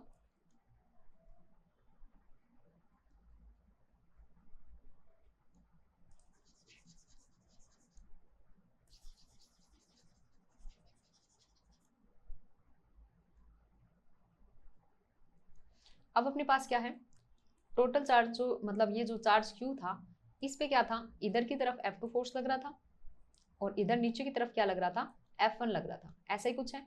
इनके बीच का एंगल अपने को पता चल रहा है 90, तो इसके कारण क्या करेंगे, इक्विवेलेंट फोर्स निकालते हैं F1 F2 के कारण Q चार्ज पे। तो कितना होगा, F1 का स्क्वायर प्लस F2 का स्क्वायर प्लस कितना 2F1 F2 इंटू क्या, कोस ऑफ इनके बीच का एंगल कितना है 90, और इसका क्या होता है, पावर हाफ या रूट। ठीक है, इसकी पावर होती है हाफ। इसको सोल्व करें तो ये तो 0 हो जाएगा, ये वाली टर्म सीधी 0 हो जाएगी, तो क्या बचेगा, F1 का स्क्वायर प्लस F2 के स्क्वायर का रूट, ऐसा कुछ होगा। अब देखो F1 F2 मैग्नीट्यूड में तो बिल्कुल बराबर है, दोनों बराबर है, तो F की वैल्यू कितनी आएगी, 2F स्क्वायर का रूट करेंगे तो कितना आएगा, √2 इंटू F स्क्वायर का किया तो F1, ये वैल्यू रख देते हैं, कितनी आ जाएगी, माइनस का के क्यू स्क्वायर √2 अपॉन कितना 4d स्क्वायर, ऐसा कुछ है। इसको बोलते हैं इक्वेशन नंबर फर्स्ट। अब ये दो चार्ज के कारण आ गया, अब ये थर्ड वाला चार्ज है प्लस Q, इसके कारण फाइंड करते हैं। देखो ये वाली डिस्टेंस कितनी होगी, ये कितनी d, ये कितनी d, तो ये वाली डिस्टेंस क्या कर सकते हैं, पाइथागोरस थ्योरम से निकाल सकते हैं, d square plus d square कितने √2d, उसका रूट कर देंगे, फिर ऐसा कुछ आ जाएगा। ऐसे सिमिलरली ये भी कितना होगा, √2d, ऐसा हो जाएगा। ऐसा हो जाएगा तो अपन क्या करते हैं, फिर फोर्स निकाल देते हैं F3 के कारण, थर्ड ये जो चार्ज है इसके कारण निकाल देते हैं। इसके कारण निकालेंगे तो क्या आएगा, K आएगा, Q एंड Q स्क्वायर हो जाएगा, बाय में डिस्टेंस कितना होगा √2d, एंड √2d कितना 2 इंटू √2d, इस पूरे का क्या square, K Q1 Q2 upon R square, ये वाला फॉर्मूला लग गया। ये क्या बन गया, KQ स्क्वायर अपॉन कितना 2√2 का करते हैं तो कितना बचता है, मतलब स्क्वायर कितना बनता है 8 बनता है, 8d स्क्वायर, ये क्या आ गया सेकंड आ गया।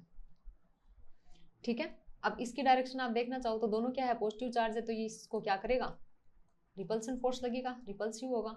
ये क्या हो गया F3, और F1 F2 के कारण जो अपना फोर्स आया वो इन दोनों का कुछ इस डायरेक्शन में होगा, एफ एफ। ठीक है, ये दोनों एक दूसरे के क्या है, बिल्कुल क्या है 180 डिग्री पे है। ठीक है, एक दूसरे के बिल्कुल विपरीत है। तो अब अपने पास क्या आ जाएगा, टोटल फोर्स निकालना है, टोटल एफ नेट लिख लेते हैं क्यू चार्ज पे। कितना हो जाएगा F1 प्लस कितना F3, इन दोनों को जोड़ देंगे, इन दोनों को जोड़ेंगे तो क्या आएगा देखो, F1 सॉरी F1 नहीं, सिंपल F, वो जो अपन ऊपर फाइंड करके आए थे वो वाला, माइनस का कितना KQ² इंटू √2 अपॉन कितना 4D², एंड माइनस का कितना सॉरी प्लस का कितना KQ² अपॉन कितना 8D²। नेक्स्ट अब देखो अपने पास क्या आ गया, F net is equal to, अपन ने क्या ले लिया, K कॉमन ले लिया, Q² कॉमन ले लिया, 8D² कॉमन ले लिया, तो अपने पास क्या बचेगा 1 माइनस 2√2। अब थोड़ा अपन क्या जानते हैं, ऑप्शन में जाते हैं। ऑप्शन में क्या दिया देखो, अपने हिसाब से दो आंसर है, K इंटू Q² करके ये वाला, और ये भी है, ये क्या है away from P and towards P। ठीक है, तो अपने वाला आंसर देखो पहले, अपने वाला ये जो आंसर है ये क्या है अवे फ्रॉम P है, P से P क्या है सेंटर पे है, सेंटर से दूर की ओर है, away from P, away from point P। पर अपन क्या करें, अवे फ्रॉम पॉइंट P में अगर इसमें क्या कर ले माइनस साइन, मतलब ये क्या है सेंटर पे पॉइंट P है, इस तरफ फोर्स लग रहा है अपना। अब अगर फोर्स की डायरेक्शन इधर कर दे, अगर क्या कर दे टुवर्ड्स P कर दे, तो ये नेगेटिव साइन के कारण ये कितना बन जाएगा KQ² अपॉन 8D², ये कितना हो जाएगा सॉरी 2√2 माइनस 1 हो जाएगा। बस इसमें नेगेटिव का मतलब डायरेक्शन का फर्क किया है, तो ये अवे फ्रॉम P से क्या आ जाएगा टुवर्ड्स P, मतलब P की तरफ करना है तो ये कर दिया। अब इससे अपना क्या हो जाएगा, एक ऑप्शन सही हो जाएगा, ये रहा टुवर्ड्स P। ठीक है, ये अपना क्या आ गया सेकंड ऑप्शन आ गया। ये क्वेश्चन है वो इंपॉर्टेंट क्वेश्चन है, मेथड ऑफ इमेज पे है, ये वाला इंपॉर्टेंट क्वेश्चन है। नेक्स्ट देखो, नेक्स्ट क्वेश्चन देखो क्या है, a sound of 40 decibels is twice as intense as the sound of 20 decibel, या फिर क्या होगा 4 times as intense as sound of 20 decibel, या 10 टाइम्स, या फिर 100 टाइम्स। मतलब अपने को क्या करना है, 40 डेसिबल का साउंड है वो 20 डेसिबल से ट्वाइस होगा, दुगना होगा, 4 गुना होगा, 10 गुना होगा, या फिर 100 गुना होगा। ये चीज़ अपने को चेक करनी है, ये चीज़ अपने को चेक करनी है। तो देखो क्या होगा, अपने पास इसके लिए क्या होता है बीटा फाइंड करते हैं। बीटा इज इक्वल टू क्या होता है 10 log I upon I note. ठीक है, ये तो थ्रेशोल्ड इंटेंसिटी होती है, ये इंटेंसिटी अपने फाइंड करते हैं। ठीक है, पहले अपने को पहले मतलब क्या दिया हुआ 40 डेसिबल दिया है, तो इसकी वैल्यू आ गई 40, इसकी वैल्यू है 10, ये क्या है log 10, तो 10 है, log भी ठीक है। I की जगह पहले मैंने 40 डेसिबल की जगह इंटेंसिटी क्या मान ली मैंने I1, थ्रेशोल्ड तो सेम ही रहेगी I नोट, इसको बोल दिया मैंने इक्वेशन नंबर 1। सेकंड अपने पास क्या है 20 डेसिबल का साउंड है, 20 डेसिबल है तो 20, ये आ गया 10, ये आ गया log। अब इसमें मैंने इंटेंसिटी क्या मान ली I2, ये क्या है I नोट, इसको बोल दिया इक्वेशन नंबर 2। इन दोनों का रेशियो करेंगे तो क्या बचेगा 2 बच जाएगा, 40/20 करेंगे तो 2, 10 से 10 गया, log के अंदर क्या आ जाएगा अपने पास I1 अपॉन I नोट, और इसका रेशियो करेंगे तो ये कितना I नोट अपॉन I2, ऐसा कुछ आ जाएगा। इसको भी और सोल्व कर लेते हैं, कितना आएगा 2 इक्वल टू कितना log ऑफ कितना I1 अपॉन कितना I2, ऐसा कुछ आ जाएगा। ठीक है, इसको आगे यहाँ पे लिख लेते हैं। ठीक है, अब इसका क्या करते हैं, log में क्या होता है बेस क्या होता है 10, एंटी लॉग लेंगे तो ये क्या आ जाएगा 10 की पावर कितना 2 इज इक्वल टू कितना I1 अपॉन I2, ये पावर क्या आ जाएगी पावर में चली जाएगी 10 की, क्योंकि इसका बेस क्या है 10 है, ये चीज़ हो जाएगी। या I1 क्या आ जाएगा 10 की पावर 2 मतलब 100 इंटू I2 क्या थी जो आपकी 20 डेसिबल 20 dB वाली क्या थी साउंड थी, उसके इंटेंसिटी थी, ये क्या थी 40 डेसिबल का जो साउंड था उसके संगत क्या थी इंटेंसिटी I थी I1। तो ये I1 जो है 40 डेसिबल की, ये I2 की क्या होगी 100 मल्टीपल आ रही है, मतलब ये क्या होगी 20 डेसिबल से 100 टाइम्स क्या होगी ज़्यादा इंटेंस होगी। तो ये फोर्थ ऑप्शन जो आपका वो सही हो जाएगा। ठीक है, नेक्स्ट देखो क्या है, the susceptibility of diatomic material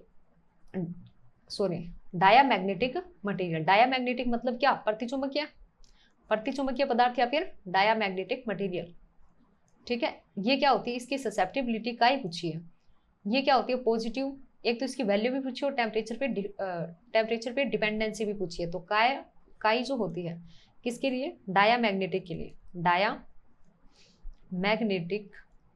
material है, ठीक है, उसके लिए क्या होती है वैल्यू? -1। -1 है तो नेगेटिव तो होगी। और ये क्या होती है? टेम्परेचर पे डिपेंड नहीं करती। टेम्परेचर से क्या रहती है? इंडिपेंडेंट। इनडिपेंडेंट मतलब टेम्परेचर पे क्या नहीं करती है? डिपेंड नहीं करती। ठीक है, तो टेम्परेचर पे डिपेंड नहीं करती। थोड़ा सा ऐसे देख सकते हैं, जैसे अपने पास क्या होता है? अनुचुंबकीय मतलब पैरामैग्नेटिक। पैरामैग्नेटिक, ठीक है, पैरामैग्नेटिक के लिए अपने क्यूरी लॉ भी पढ़ते हैं। ये क्या होता है? काई इसकी 1/t के प्रोपोर्शनल होती है। एक होता है फेरोमैग्नेटिक। फेरोमैग्नेटिक, फेरोमैग्नेटिक में काई क्या होता है? कुछ इस प्रकार से क्यूरी लॉ पढ़ते हैं तो T-TC एक क्रिटिकल टेम्परेचर होता है। ये वाला सीन कुछ होता है। मतलब क्या है? पैरामैग्नेटिक और फेरोमैग्नेटिक, लोह चुंबकीय और अनुचुंबकीय, दोनों के लिए क्या होता है? काई टेम्परेचर पे डिपेंड कर रही है। लेकिन डायामैग्नेटिक है उसके लिए टेम्परेचर से इंडिपेंडेंट रहती है और वैल्यू क्या होती है? -1 मतलब नेगेटिव। तो ऑप्शन कौन सा हो जाएगा? नेगेटिव, प्रोपोर्शनल नहीं होगी, negative and partially independent of temperature. तो ऑप्शन अपना क्या हो जाएगा? फोर्थ वाला सही हो जाएगा। ठीक है, नेक्स्ट क्वेश्चन पे चलते हैं। नेक्स्ट क्वेश्चन देखो क्या है। The shape of float between rho and 1/t for some intrinsic semiconductor will be. Intrinsic semiconductor या नैज अर्धचालक क्या होता है? जिसमें अपन ने क्या नहीं करी है? इम्प्यूरिटी मिलाई नहीं है, ठीक है, अशुद्धि नहीं मिलाई है। वो कैसा है? इंट्रिंसिक सेमीकंडक्टर है। ठीक है, रो और 1/t का ये कुछ पूछ रहा है। तो होता क्या है? देखो, नैज अर्धचालक है। अब देखो, एक ग्राफ बना लेते हैं, नैज अर्धचालक या फिर इंट्रिंसिक सेमीकंडक्टर। अब देखो, अपने को पता है ये नॉर्मली क्या नहीं करते वैसे, मतलब क्या है? टेम्परेचर अगर क्या होता है? 0 केल्विन होता है तो ये क्या किसकी तरह व्यवहार करते हैं? किसकी तरह बिहेव करते हैं? किसकी तरह करते हैं? जो कुचालक होते हैं, ठीक है, कुचालक जो होते हैं उनकी तरह, या फिर इंसुलेटर बोल सकते हैं, इंसुलेटर की तरह बिहेव करते हैं। मतलब इनमें क्या होता है? पहले ऐसा सीन होता है, जैसे आप क्या करोगे? टेम्परेचर इंक्रीज करना शुरू करोगे, किसके अंदर? नैज अर्धचालक के अंदर, ठीक है, इंट्रिंसिक सेमीकंडक्टर के अंदर करोगे तो ये क्या होता है? इसमें टेम्परेचर बढ़ने के साथ साथ इसमें क्या होता है? कंडक्टिविटी सिग्मा बढ़ जाती है। सिग्मा बढ़ जाती है तो कुचालक से थोड़ा ऊपर हो जाते हैं। मतलब सिग्मा क्या होता है? बढ़ जाती है। सिग्मा जो इलेक्ट्रिकल कंडक्टिविटी होती है वो क्या होती है? रो के डिसप्रपोर्शनल होती है। मतलब टेम्परेचर बढ़ने पे क्या होगा? रो की वैल्यू कम होगी। टेम्परेचर बढ़ने पे अगर सिग्मा बढ़ रही है तो टेम्परेचर बढ़ने पे रो क्या होगा? डिसप्रपोर्शनल है तो ये कम होगा। तो देखो, रो और टी में क्या ग्राफ होता है नैज अर्धचालक के लिए? कुछ इस प्रकार से होता है। टेम्परेचर बढ़ता जाएगा, ये घटती जाएगी, टेम्परेचर बढ़ता जाएगा, ये घटती जाएगी। क्यों? क्योंकि इस समय क्या होगी? सिग्मा बढ़ेगी, और सिग्मा बढ़ेगी तो रो घटेगा, रो घटेगा तो ऐसा। लेकिन इसने ग्राफ रो टी में नहीं पूछा, इसने ग्राफ किसमें पूछा है? रो एंड 1/t में पूछा है।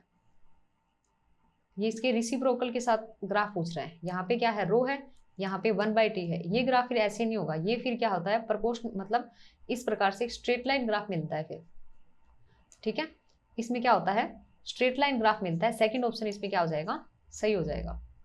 ठीक है, नेक्स्ट क्वेश्चन देखो। नेक्स्ट क्वेश्चन क्या है? The value of Cp - Cv is 1 R।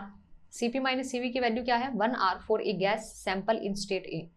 State A के अंदर जो गैस सैंपल है उसके लिए Cp - Cv की वैल्यू कितनी है? 1 R। And is 1.0 R in state sample in B. मतलब गैस का सैंपल बी में जो है स्टेट में, उसके लिए Cp - Cv कितना है? 1.0 R है।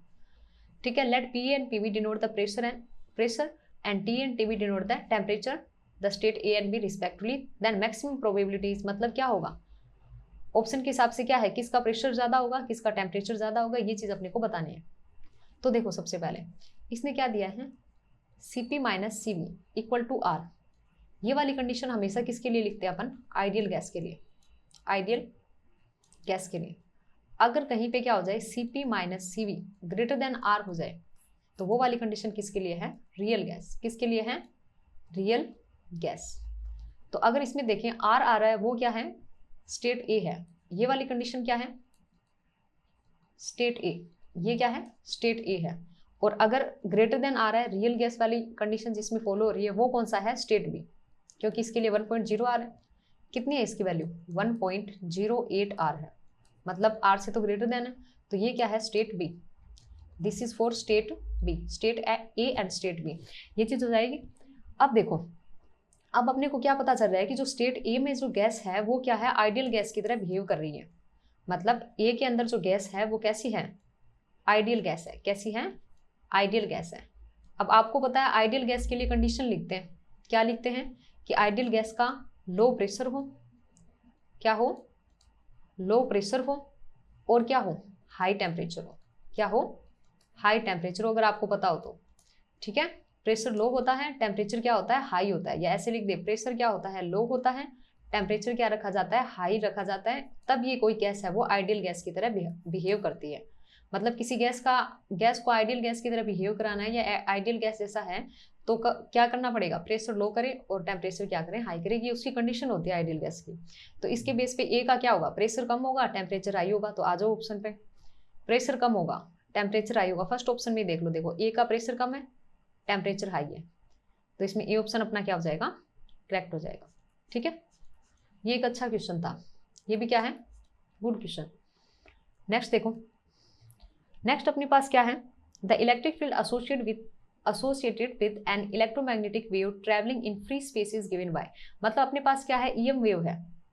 ठीक है, ईएम वेव के लिए जो इलेक्ट्रिक फील्ड है वो अपने को दे रखा है, ई बराबर कितना, ई नोट साइन के जेड माइनस ओमेगा टी जे कैप। मतलब ये किस डायरेक्शन में है, जे कैप डायरेक्शन में। अब क्या है, the corresponding magnetic field B is given as here K is equal to 2 pi upon lambda. K क्या होता है, वेव वेक्टर होता है 2 पाई अपॉन लैम्डा। ठीक है, तो ये तो इजी सा क्वेश्चन है। इसमें यही होता है कि जैसे बी फाइंड करना है, उसका फॉर्मूला क्या होता है, के क्रॉस ई, के vector cross E vector upon कितना, ओमेगा, कुछ ऐसा सा होता है। देखो अपन पहले इसका वेक्टर फॉर्म में आंसर निकाल लेते हैं। के वेक्टर है वो किस डायरेक्शन में है, देखो के है, जेड है, यहाँ पे जो होता है उसी डायरेक्शन में होता है। देखो ये जो के जेड है ये कहाँ से आया, देखो होता क्या है, साइन के अंदर क्या होता है, के vector dot are vector minus omega T होता है। अब देखो के क्या रहा होगा, के जेड कैप रहा होगा इंटू जेड कैप। ये जेड कैप आपस में डॉट प्रोडक्ट होके 1 हो गया, और ये क्या बच गया, के जेड। तब ये के जेड है, मतलब जेड क्या है, यहाँ से क्या क्या कह सकते हैं अपने, के क्या है, जेड कैप डायरेक्शन में है, मतलब क्या है, के कैप डायरेक्शन में या जेड कैप डायरेक्शन में। अब ई क्या है, ई वेक्टर अपने को क्या किस में दिया है, वाई कैप डायरेक्शन, के कैप मतलब जे कैप में दिया तो वाई कैप डायरेक्शन में है। इनका क्रॉस करेंगे, मतलब जेड का वाई के साथ क्रॉस करते हैं तो क्या आएगा, जैसे ऐसे ही होता है ना, आई कैप जे कैप के कैप, ऐसा चलता है सर्किल, आई के बाद जे के बाद के और के बाद फिर आई, जे के बाद में क्या आता है, न कि। अब ये सर्कल ऐसे चलता है, अपना क्या चाहिए, जेड से वाई में जाना है, के से क्या जाना है, जे में जाना है, के से जे में जाना है, तो एक नेगेटिव साइन आ जाएगा, तो ये कितना आ जाएगा, माइनस आई। जे से मतलब वाई से जेड में जाते हैं तो आई कैप आता है, जेड से वाई में माइनस आई कैप, मतलब अपना आंसर क्या आएगा, माइनस आई कैप आएगा। अब किस ऑप्शन में माइनस आई कैप है, एक ऑप्शन है जिसमें क्या है, माइनस आई कैप है, एक ही ऑप्शन है, फर्स्ट ऑप्शन है। बाकी ये देख लो ई नोट बाई सी कैसे आया, ये भी देख लेते हैं। आंसर तो पता चल गया, फर्स्ट ऑप्शन है, ये देख लेते हैं अपने, ये वाली चीज बचेगी। अब इसमें क्या है, के है, डायरेक्शन उसकी लिख ली, बाई क्या है, ओमेगा है। अब अपने को क्या पता है, वेलोसिटी v को कैसे लिखते हैं, ओमेगा अपॉन के लिखते हैं, ये तो पता है। यहाँ पे क्या है, ईएम वेव है, क्या है, ईएम वेव। ईएम वेव के लिए वेलोसिटी कितनी होती है, लाइट की जो वेलोसिटी होती है c, उसी के बराबर होती है। तो यहाँ पे c की वैल्यू क्या हो जाएगी, ओमेगा अपॉन के। ठीक है, अपने पास क्वेश्चन में क्या बनेगा, k बाय ओमेगा बनेगा, k बाय ओमेगा इससे बनेगा k बाय ओमेगा, तो ये क्या हो जाएगा 1/c। 1/c ई की वैल्यू लिख लेते हैं, ई की वैल्यू कितना, ई नोट साइन के जेड माइनस ओमेगा टी, और ये आपका जो भी माइनस आई कैप। ठीक है, तो ई नोट बाई सी कैसे आया वो भी आपको पता चल जाएगा ऐसे। नेक्स्ट आ जाए, ये वाला क्वेश्चन हो गया। नेक्स्ट क्वेश्चन देखो, ए proton the quark component of A proton is, मतलब अपने को क्या करना है, प्रोटोन के लिए क्वार्क कंपोनेंट फाइंड करना है। थोड़ा सा अपने को क्या पढ़ना पड़ेगा, क्वार्क पार्टिकल्स को देख लेते हैं, फिर अपन इजीली इसको फाइंड कर लेंगे। ठीक है, क्वार्क पार्टिकल देखते हैं सबसे पहले। क्वार्क पार्टिकल देखते हैं। क्वार्क पार्टिकल क्या होते हैं, 6 टाइप के होते हैं, लिख लेते हैं इनको। अप अप डाउन, चार्जनेस, चार्जनेस, ठीक है। स्ट्रेंज पार्टिकल होते हैं, चार्ज पार्टिकल होते हैं, स्ट्रेंज पार्टिकल होते हैं, एक होते हैं टॉप पार्टिकल, एक होते हैं बॉटम, ऐसा कुछ होता है। मतलब ये 6 पार्टिकल हो गए। ये क्या होते हैं, टोटल क्वार्क होते हैं, मतलब क्वार्क पार्टिकल्स होते हैं 6, ठीक है। अब इस पे देखो, सबके लिए बैरियन नंबर कितना होता है, 6 के लिए सबके लिए बैरियन नंबर 1/3 होता है। चार्ज इन पे क्या है, 3 पे चार्ज सेम होता है, 3 पे अलग होता है, मतलब 3 का चार्ज अलग, 3 का चार्ज अलग। ये याद करने का तरीका अपन ऐसे कर सकते हैं, कट याद रख सकते हैं। कट, कट से क्या होगा, चार्जनेस मतलब charge particles, up particle and top particle. इसके ऊपर चार्ज कितना होता है, क्यों आप याद रखेंगे 2/3 E, ऐसा कुछ होता है। बाकी कौन बच गया, देखो चार्ज गया, कट बनाना था तो टॉप गया और अप गया, बच गया कौन, डाउन। कौन बच गया, स्ट्रेंज बच गया। एक कौन बच गया, बॉटम। इन पे कितना होता है, बाकी बचे हुए पे कितना होता है, क्यू -1/3E, ठीक है। कट पे याद रख लो 2/3E, बाकी बच्चे पे क्या कर देंगे, -1/3E चार्ज होता है, इतना, ठीक है। अब एक स्ट्रेननेस की बात कर लेते हैं, क्योंकि ये पार्टिकल में देखो एस आ रहा है, एस आ रहा है मतलब स्ट्रेननेस की बात कर रहे हैं। स्ट्रेननेस का वैल्यू, स्ट्रेन मतलब स्ट्रेन्स पार्टिकल जो होते हैं उनके लिए स्ट्रेननेस की वैल्यू -1 होती है। बाकी अप के लिए, डाउन के लिए जितने भी पार्टिकल बच गए उनकी सब के लिए एस की वैल्यू क्या होती है, 0 होती है। S-1 किसके लिए होगा, हमेशा स्ट्रेननेस के लिए होगा, स्ट्रेन्स पार्टिकल के लिए होगा, बाकियों के लिए S0। बैरियन नंबर सबके लिए सेम 1/3। क्यों, आपने देख लिया कट, कट पे कितना 2/3E, बाकियों पे -1/3E, ये इतना पता करना है बस। अब आ जाओ इस पे, अब इस पे आ जाओ। देखो अब इसने क्या कहा है, प्रोटॉन पे आपको क्या बताना है, क्वार्क कंपोजिशन बताना है, ठीक है। अब क्या है अपने पास, प्रोटॉन, प्रोटॉन का चार्ज कितना होता है, +1। प्रोटॉन एक बैरियन नंबर होता है, तो इस पे बैरियन नंबर 1। और प्रोटॉन की स्ट्रेननेस, ये आप न्यूक्लियर फिजिक्स पढ़ते हो तो उसके अंदर ये आपको चीज़ें, पार्टिकल फिजिक्स पढ़ोगे तो उसमें ये चीज़ें आपको पता लग जाती हैं। स्ट्रेननेस कितनी होती है, 0 होती है, ठीक है। Q1 B1 S0। अब ऑप्शन पे आते हैं, देखो S0 है और अपने को पता है क्या, S0 है और S0 है तो मतलब S आना ही नहीं चाहिए। अगर S कहीं पे आ गया तो उसके लिए स्ट्रेननेस कितनी होती है, स्ट्रेन्स पार्टिकल के लिए -1 होती है, तो S तो होना ही नहीं चाहिए क्योंकि प्रोटॉन के लिए तो S0 है। अब जिस ऑप्शन में S है ना वो ऑप्शन ही गलत है, क्योंकि अपने को S क्या करना है, 0 करना है प्रोटॉन के लिए, प्रोटॉन बनाना है, तो ये दोनों ऑप्शन अपने आंसर नहीं हो सकते। इन दोनों पे आते हैं, इन दोनों में जैसे पहला ऑप्शन लेते हैं, इस पे चार्ज फाइंड कर लेते हैं, इस पे S नहीं है, S नहीं है मतलब इसकी स्ट्रेननेस कितनी है, 0 है, इसकी स्ट्रेंजनेस कितनी है, 0 है। इस पे चार्ज फाइंड करते हैं, U पे कितना, कट से U पे कितना चार्ज, टोटल Q फाइंड करते हैं 2/3E, सेकेंड U पे फिर 2/3E, थर्ड है D -1/3E, कितना, 4 में से एक गया 3, 3/3 कितना, +E, ऐसा कुछ आ गया। मतलब इसमें भी क्या +1E, ऐसा ही कुछ चार्ज होता है प्रोटॉन पे भी ऐसा, ठीक है। तो ये अपना क्या हो जाएगा, ऑप्शन फर्स्ट वाला आंसर हो जाएगा। नेक्स्ट देखो, नेक्स्ट क्या कहता है, नेक्स्ट अपने पास क्या है, ये तो इजी सा क्वेश्चन है। The spherical nuclei A B have mass number, ठीक है, 216 and 64 respectively, the ratio of their radius. तो ये तो सिंपल सा होता है, रेडियस का क्या फॉर्मूला होता है, R = R0 मास नंबर की पावर कितना 1/3। ये जो R0 है इसकी वैल्यू कितनी होती है 1.2 FM, FM मतलब फर्मी मीटर, फर्मी में कितना 10⁻⁻15 मीटर होता है, ठीक है। इससे फाइंड कर लेते हैं, अपने को क्या चाहिए, RA/RB। R0 तो कांस्टेंट है, दोनों तरफ से कैंसिल हो जाएगा, कैंसिल हो जाएगा तो क्या होगा, पहले वाला कितना ए लिख लेते हैं इसको, मास नंबर को, इसको AB, इस पूरे की पावर कितना 1/3E, पहले की वैल्यू कितनी 216, ये कितना 64, इसकी पावर कितना 1/3। नेक्स्ट लिख देते हैं RA/RB, RA/RB की वैल्यू कितना, इसकी 216 की 1/3 पावर कितना होता है 6, और 64 की 1/3 पावर कितना 4, तो ये कितना 3/2, 3/2 ऑप्शन सेकंड। ये तो इजी सा क्वेश्चन था, ठीक है। नेक्स्ट देखो, नेक्स्ट देखो क्या कह रहे हैं, consider the following 2 statements, if heat is added to a system its temperature must increase.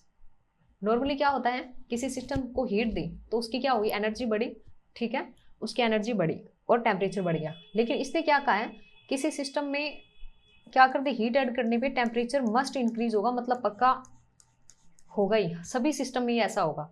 तो अगर मैं इसका मतलब एक क्या करूं, इसमें क्या कर लूं, आइसोथर्मल वाला सिस्टम ले लूं। आइसोथर्मल कोई क्या है, सिस्टम है।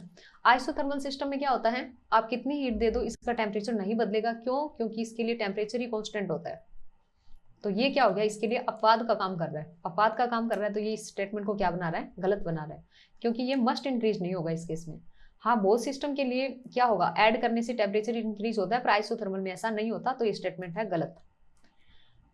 अब देखो ये सेकंड क्या कहता है, if positive work is done by a system in a thermodynamic process its volume must be increase. ये वाला देखो, वर्क डन को कैसे लिखते हैं, delta V is equal to कितना, पी इंटू डेल्टा वी। इसमें क्या होता है, P into V2 minus V1 ऐसा होता है। ठीक है, एक पॉइंट से दूसरे पॉइंट पर जा रहे हैं इस प्रकार से। तो यहाँ पे मान लो वॉल्यूम पहले वाले वॉल्यूम स्टेट, मतलब एक स्टेट से दूसरी स्टेट में जा रहे हैं, दूसरे वाले में क्या है, V2 वॉल्यूम है।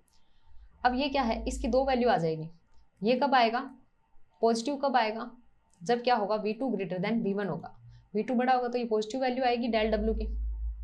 ठीक है, डेल डब्ल्यू क्या आएगी, पॉजिटिव वैल्यू। ये नेगेटिव कब आएगा, जब आपका volume V2 less than V1 होगा, मतलब V1 बड़ा होगा। इसमें क्या होता है, कंप्रेशन होता है। ठीक है, इसमें क्या होता है, एक्सपेंशन होता है। एक्सपेंशन होता है, चीज क्या होती है, विस्तारित होती है, एक्सपेंड होती है। इसमें क्या होती है, चीज संपीड़ित होती है। संपीड़ित का मतलब समझते हो, कंप्रेस्ड हो जाती है चीज, क्योंकि वॉल्यूम क्या हो रहा है, घट रहा है, बड़े वॉल्यूम से छोटे वॉल्यूम तक जा रहा है, मतलब क्या हो गई, कंप्रेस्ड हो गई। ठीक है, ये क्या होगी, कंप्रेस्ड हो गई। तो ये वाला स्टेटमेंट इसने सही कहा है। अगर क्या है, वर्क डन पॉजिटिव है तो वॉल्यूम मस्ट इंक्रीज, ये वाला ठीक है। फर्स्ट गलत है, फर्स्ट इनकरेक्ट है, और सेकंड वाला सही है, तो ये वाला हो जाएगा B correct, A wrong. Next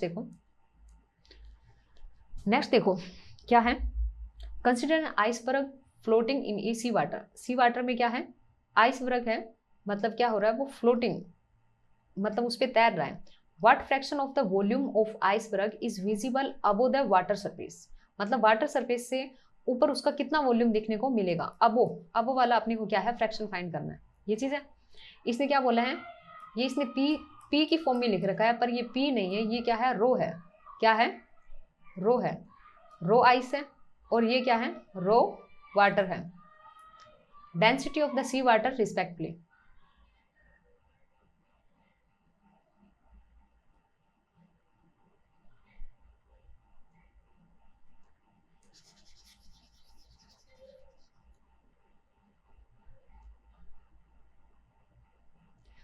अब अपना क्वेश्चन क्या है, consider an iceberg floating in a sea water, what fraction of the volume of the iceberg is visible above the water surface. मतलब क्या है, वाटर की सरफेस से उसका कितना भाग ऊपर की ओर विजिबल होगा। ये वॉल्यूम का मतलब वी क्या है, वी अबो बाहर का, और बाय वी टोटल उसका होगा। वो फ्रैक्शन अपने को क्या करना है, फाइंड करना है, ऐसा कुछ। ठीक है, तो पहले देख लेते हैं। अब इसने क्या कहा है, P ice and P W जो है वो refer to the density of ice and the density of water. तो ये पी नहीं, ये रो की फॉर्म में है। ठीक है, ये क्या होगा, डेंसिटी है तो रो होगा। अब देखो ये क्या है, इस प्रकार से है, इस प्रकार से है। मान लो ये वाटर है, ठीक है, सी वाटर है, इसको ऐसे समझ लेंगे। और इस पे क्या हो रहा है, ये आपका जो आइसबर्ग है वो तैर रहा है। ठीक है, इतना वॉल्यूम इसका अंदर रह रहा है और कुछ तैर रहा है। तो इस पे क्या लगेगा, इस पे क्या लगेगा, यहाँ पे आर्किमिडीज प्रिंसिपल। क्या लगेगा, आर्किमिडीज प्रिंसिपल। आर्किमिडीज प्रिंसिपल के अकॉर्डिंग क्या होगा, देखो आर्किमिडीज प्रिंसिपल का अगर देखेंगे तो क्या होगा, देखो ये इसके अंदर तैर रहा है, तो इसमें क्या होगा, ठीक है, वाटर के अंदर जो मतलब क्या होगा, वेट ऑफ डिस्प्लेस्ड वाटर, मतलब जितना इसने क्या है, पानी हटाया है, उतना ही उसका क्या होगा, वेट होगा, आइसबर्ग का होगा। Displaced water is equal to weight of displaced water is equal to कितना, weight of iceberg.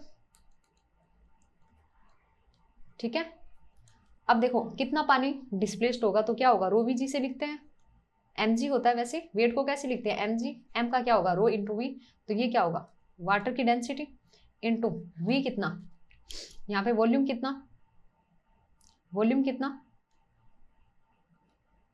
V minus V out. यहाँ पे V क्या है, देखो V क्या है, ये आइसबर्ग जो दिया हुआ है आपको, इसका टोटल वॉल्यूम V है, पर अपने को क्या है, वाटर के अंदर की बात करें, जितना वाटर डिस्प्लेस्ड किया तो ये कितना होगा, V माइनस V आउट, अंदर का वो ले लेंगे, इनटू कितना G, weight of iceberg, iceberg का कितना होगा, रो आइस, इनटू इसका टोटल वॉल्यूम, इनटू इसका G।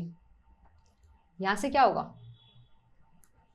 रो ice upon rho W find कर लेते हैं अभी, ठीक है, rho ice upon rho W, ठीक है, ये कितना आएगा, V upon V minus V out upon कितना V, इसको कैंसिल करेंगे तो कितना 1 minus V out upon V।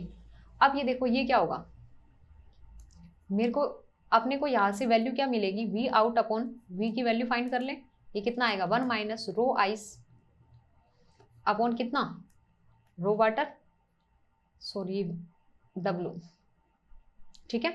अब इसने पूछा क्या था, इसने क्या पूछा था, इसने फ्रैक्शन पूछा है वॉल्यूम का, जो क्या रहेगा, पानी से अबो की तरफ, मतलब ऊपर की तरफ रहेगा, वो ये अपन ने निकाला है V आउट अपॉन V, तो ये अपने वाला क्या हो जाएगा, आंसर हो जाएगा 1 minus P ice, sorry rho ice upon rho water, third option, Archimedes principle पे बेस्ड है ये क्वेश्चन, ठीक है। नेक्स्ट क्वेश्चन, नेक्स्ट क्वेश्चन देखो, the power supplied to a particle of mass 2 kg varies with time as P equal to 3t square by 2 where P is in watt and T is in second. If the velocity of the particle at T equal to 0 is 0 and velocity of the particle at T equal to 2 second, मतलब अपने को क्या दे रखा है, power दे रखा है, मास, मतलब ये इतने मास का कोई पार्टिकल है, इसकी पावर है, और T बराबर 0 पे तो वेलोसिटी 0 है, इसने T बराबर 2 सेकेंड पे अपने को फाइंड करने का कहा है। तो देखो इसको कैसे करेंगे, वेलोसिटी की फॉर्म में रखना है, ये क्या है, पावर 3t स्क्वायर बाई 2, अपने को क्या पता है पावर क्या होती है, F डॉट V लिख सकते हैं। देखो पावर क्या होता है, एनर्जी बटा टाइम, एनर्जी को क्या लिखते हैं, F dot D upon T, displacement upon time क्या होता है, वेलोसिटी, तो F डॉट V, ये आ जाएगा पावर F डॉट V, तो ये F dot V is equals to कितना 3t स्क्वायर बाई 2, ये क्या होगा, नेक्स्ट क्या होगा, M into A into V is equal to कितना 3t स्क्वायर बाई 2, A को V की फॉर्म में लिख देंगे M, ये कितना dv अपॉन dt, या इसको लिख दिया v dv upon dt, v आगे लेके आ गए, इज इक्वल टू कितना 3t स्क्वायर बाई 2। नेक्स्ट आ जाओ, अब इसका सीधा सा क्या होगा, डिफरेंशिएशन, इंटीग्रेशन होगा, सॉरी इंटीग्रेशन होगा, तो ये क्या आएगा, v dv को इधर लिख लिया मैंने, ठीक है, 1 बाई m को उधर ले गए, ठीक है, ये कितना है 3t स्क्वायर बाई 2, इसका भी क्या होगा, इंटीग्रेशन होगा dt की रिस्पेक्ट में, लिमिट क्या दी है 0 से t तक, 0 से इसकी क्या है 2 सेकेंड पे निकालना है, ठीक है, 0 से 2 पे, और ये क्या है 0 से v अपन फाइंड कर लेंगे, ये कितना आएगा v स्क्वायर बाई 2, या पहले क्या है इसकी लिमिट नहीं रखते, इसकी क्या है लिमिट नहीं रखते, इसको पहले सोल्व कर लेते हैं, फिर इजी रहेगा, v square by 2 is equal to कितना 1 बाई m की वैल्यू कितना 2, ये कितना 3 बाई 2, t स्क्वायर का कितना t क्यूब बाई 3, ऐसा कुछ होगा, 3 से 3 गया। नेक्स्ट अपने पास क्या आ गया, यहाँ पे मान लो अगर क्या है वो कांस्टेंट आएगा, क्या नाम इंटीग्रेशन कांस्टेंट, तो वो क्या है स्टार्टिंग में t बराबर 0 पे वेलोसिटी 0 है, तो इसकी वैल्यू क्या आ जाएगी, इससे 0 आ जाएगी, ठीक है, तो ये कितना आ जाएगा v square by 2 is equal to कितना 3 से 3 गया 1 बाई 4 एंड t क्यूब, या आगे और सोल्व करें v की वैल्यू कितनी आ जाएगी, ये गया 2 बच गया, ये क्या हो गया 2 बच गया, ठीक है, ये कितना t की पावर कितना 3 बाई 2 और बाय में √2, t की वैल्यू उसने कितनी दी है 2 सेकेंड रखनी है, इसकी पावर कर देंगे 3 बाई 2 बाय में √2, t की पावर 3 बाई मतलब 3 बाई 2 कितनी 2√2 बाई √2। नेक्स्ट अपने पास कितना आ जाएगा, v का वैल्यू √2 से 2 गया तो ये 2 मीटर पर सेकेंड, ठीक है, तो कुछ नहीं है इसमें, कैलकुलेशन है और इंटीग्रेशन है, तो ये इजी क्वेश्चन है, हो जाएगा, थर्ड वाला ऑप्शन अपना सही भी हो जाएगा। नेक्स्ट देखो ये क्या है, मीन फ्री पाथ पे बेस्ड क्वेश्चन है, 2 box first and second contains an equal number of molecule of the same gas, मतलब अपने पास है नंबर ऑफ मॉलिक्यूल्स क्या है, बराबर दिए इसने, मतलब क्या दे दिए, n1 अपॉन n2 दिया है, sorry n1 equal to n2 दिया है। v1 v2 are the volume of the box and λ1 λ2 denote mean free path of the molecule of box first and second. तो ये स्टेटमेंट इसने पूछा है। देखो मीन फ्री पाथ की अगर वैल्यू देखें तो वो कितनी होती है, lambda is equal to 1 upon √2 n pi D square, या ऐसा कर ले lambda is disproportional to small N. Small N की वैल्यू क्या होती है, स्मॉल एन की वैल्यू क्या होती है, n/v, ये होगा n/v। ठीक है, अपन क्या करते हैं, λ1 λ2 का रेशियो ले लेते हैं। λ1 अपॉन λ2 की वैल्यू कितनी आएगी, कितनी, v1 बाय पहले के लिए कितना, इसके प्रोपोर्शनल है तो v1/v2, इसके डिसप्रोपोर्शनल है तो λ1 के लिए n2 ऊपर आ जाएगा, इसके लिए कितना, n1। अब इसने क्या दिया है, नंबर ऑफ, ये तो चीज सेम ही है, n2 अपॉन n1, ये तो कैंसिल हो जाएगा क्योंकि ये दोनों इक्वल है। λ1 अपॉन λ2 इज इक्वल टू कितना आ गया, v1/v2। ऑप्शन में किसी मैच हो रहा है, इसको मल्टीपल करें, λ1 v2 बच रहा है, या फिर इसको ऐसे लिख लेते हैं, λ1 अपॉन v1 इक्वल टू कितना, λ2 अपॉन v2। ऐसा ऑप्शन किस में है, सेकंड नंबर ऑप्शन में है, तो अपना सेकंड नंबर ऑप्शन क्या हो जाएगा, सही हो जाएगा। तो ये तो सिंपल क्या था, मीन फ्री पाथ के फॉर्मूले पे बेस्ड क्वेश्चन था। नेक्स्ट देखो, लैग्रांजियन लिखना है अपने को। The Lagrangian for the simple pendulum is, वैसे तो इसका आंसर क्या होगा, ये होगा। अपन इसको क्या करेंगे, फाइंड करेंगे कि ये लैग्रांजियन इतना कैसे आएगा। ठीक है, तो अपने पास क्या है, सबसे पहले सिंपल पेंडुलम है। सिंपल पेंडुलम है तो सिंपल पेंडुलम में देखो क्या होता है, इस प्रकार से रस्सी से ये लटकाया हुआ होता है, इस प्रकार से। ठीक है, इसकी लेंथ टोटल कितनी है, L लेंथ की है, L लेंथ की ये क्या है, रस्सी है। अब ये क्या है, सिंपल पेंडुलम है तो ये क्या है, किसी एंगल पे, दूसरी कंडीशन t बराबर 0 पे ये है, किसी और टाइम पे ये इस कंडीशन में होगा, और ये एंगल कितना होगा, थीटा, ये एंगल कितना होगा, थीटा होगा। ठीक है, इस केस में मैंने क्या मान लिया, ये वाली इसकी डिस्टेंस क्या होगी, x, ये वाली x होगी, बच गई ये वाली डिस्टेंस, इसने क्या है, हाइट मान लो या इसकी मान लो y। अब ये डिस्टेंस अपने को क्या करनी पड़ेगी, फाइंड करनी पड़ेगी पहले, फिर अपन फाइंड कर लेंगे। x की वैल्यू देखो यहाँ पे कितनी होगी, x की वैल्यू क्या होगी, ये वाली वैल्यू क्या होगी, ये वाला जो है इसका इधर फैक्टर मतलब जहाँ पे क्या नहीं है, एंगल नहीं है, जहाँ पर एंगल नहीं है उधर फैक्टर कितना आएगा, एंगल के पास में, मतलब इस डायरेक्शन में कितना होता है, कोस थीटा, बिना एंगल की डायरेक्शन में अगर फैक्टर लेंगे तो साइन थीटा आएगा, तो ये आएगा L साइन थीटा। x की वैल्यू, y या h की वैल्यू कितनी आएगी, y या h की वैल्यू क्या आएगी, ये वाली वैल्यू आएगी, टोटल क्या है, L है, इसका थीटा के एंगल में ये वाली डिस्टेंस कितनी आएगी इसकी, L कोस थीटा, और अपने को तो ये वाली चाहिए, ये वाली डिस्टेंस, ये कितनी बचेगी, टोटल में से L कोस थीटा घटा दो, टोटल है L, इसमें से L कोस थीटा को कर दिया माइनस, कोई दिक्कत नहीं है, x आ गया, y आ गया। नॉर्मली देखो लैग्रांजियन बराबर होता क्या है, kinetic energy minus potential energy. ठीक है, काइनेटिक एनर्जी होती कितनी है, कितनी होती है, 1/2 mv² लिखते हैं। v² मतलब क्या, इसके डॉट का स्क्वायर, y दिया है तो y के डॉट का स्क्वायर भी जोड़ देंगे, तो पहले डॉट निकाल लेते हैं। x डॉट कितना आएगा, x डॉट कितना आएगा, L, ठीक है, साइन का कोस थीटा, डॉट का मतलब क्या, टाइम के रिस्पेक्ट में, और फिर थीटा का भी होगा तो थीटा डॉट। इसी प्रकार से y डॉट करें तो L का तो 0, कोस थीटा का minus sine theta, minus minus हो जाएगा plus L sine theta, and theta का अगेन करेंगे तो थीटा डॉट। इन दोनों को जोड़ देते हैं और t निकाल लेंगे फिर स्क्वायर करके, 1/2 m। ठीक है, इसका स्क्वायर करेंगे तो L square theta dot square और कोस स्क्वायर थीटा। ठीक है, इसमें कितना, L square theta dot square sine square theta. अब सीधी सी बात है, L square theta dot square को कॉमन लेंगे तो क्या बनेगा, cos square theta plus sine square theta 1, तो t की वैल्यू कितनी आ गई, 1/2 m L square theta dot square. यहाँ तो कोई दिक्कत नहीं है। उसके बाद फाइंड करते हैं अपने potential energy. Potential energy normally होती है mgh, ठीक है, m ठीक है, g ठीक है। h की वैल्यू कितनी होगी, h हाइट कितनी, अभी फाइंड करके आए हैं, h हाइट ये वाली है, इतनी वाली डिस्टेंस हाइट है, ये वाली कैसे फाइंड करेंगे, टोटल में से जो ये फैक्टर है ये घटा देंगे, L कोस थीटा, मतलब थीटा के कारण जो चेंज है L minus L cos theta, तो ये आ जाएगा L minus L cos theta. अब अपन लैग्रेंजियन की वैल्यू पूरी लिख सकते हैं। L इक्वल टू कितना, t माइनस वी, टी की वैल्यू कितनी फाइंड करी, 1/2 m L square theta dot square minus M G, L दोनों में कॉमन है तो L बाहर, 1 माइनस कोस थीटा। ये अपने किस ऑप्शन में हो जाएगा, सेकंड वाला ऑप्शन अपना जो है वो सही हो जाएगा। ठीक है, ये लैग्रेंजियन फाइंड हो गया सिंपल पेंडुलम के लिए। नेक्स्ट क्वेश्चन देखो क्या कहता है, ए hot liquid is keeped in a big room.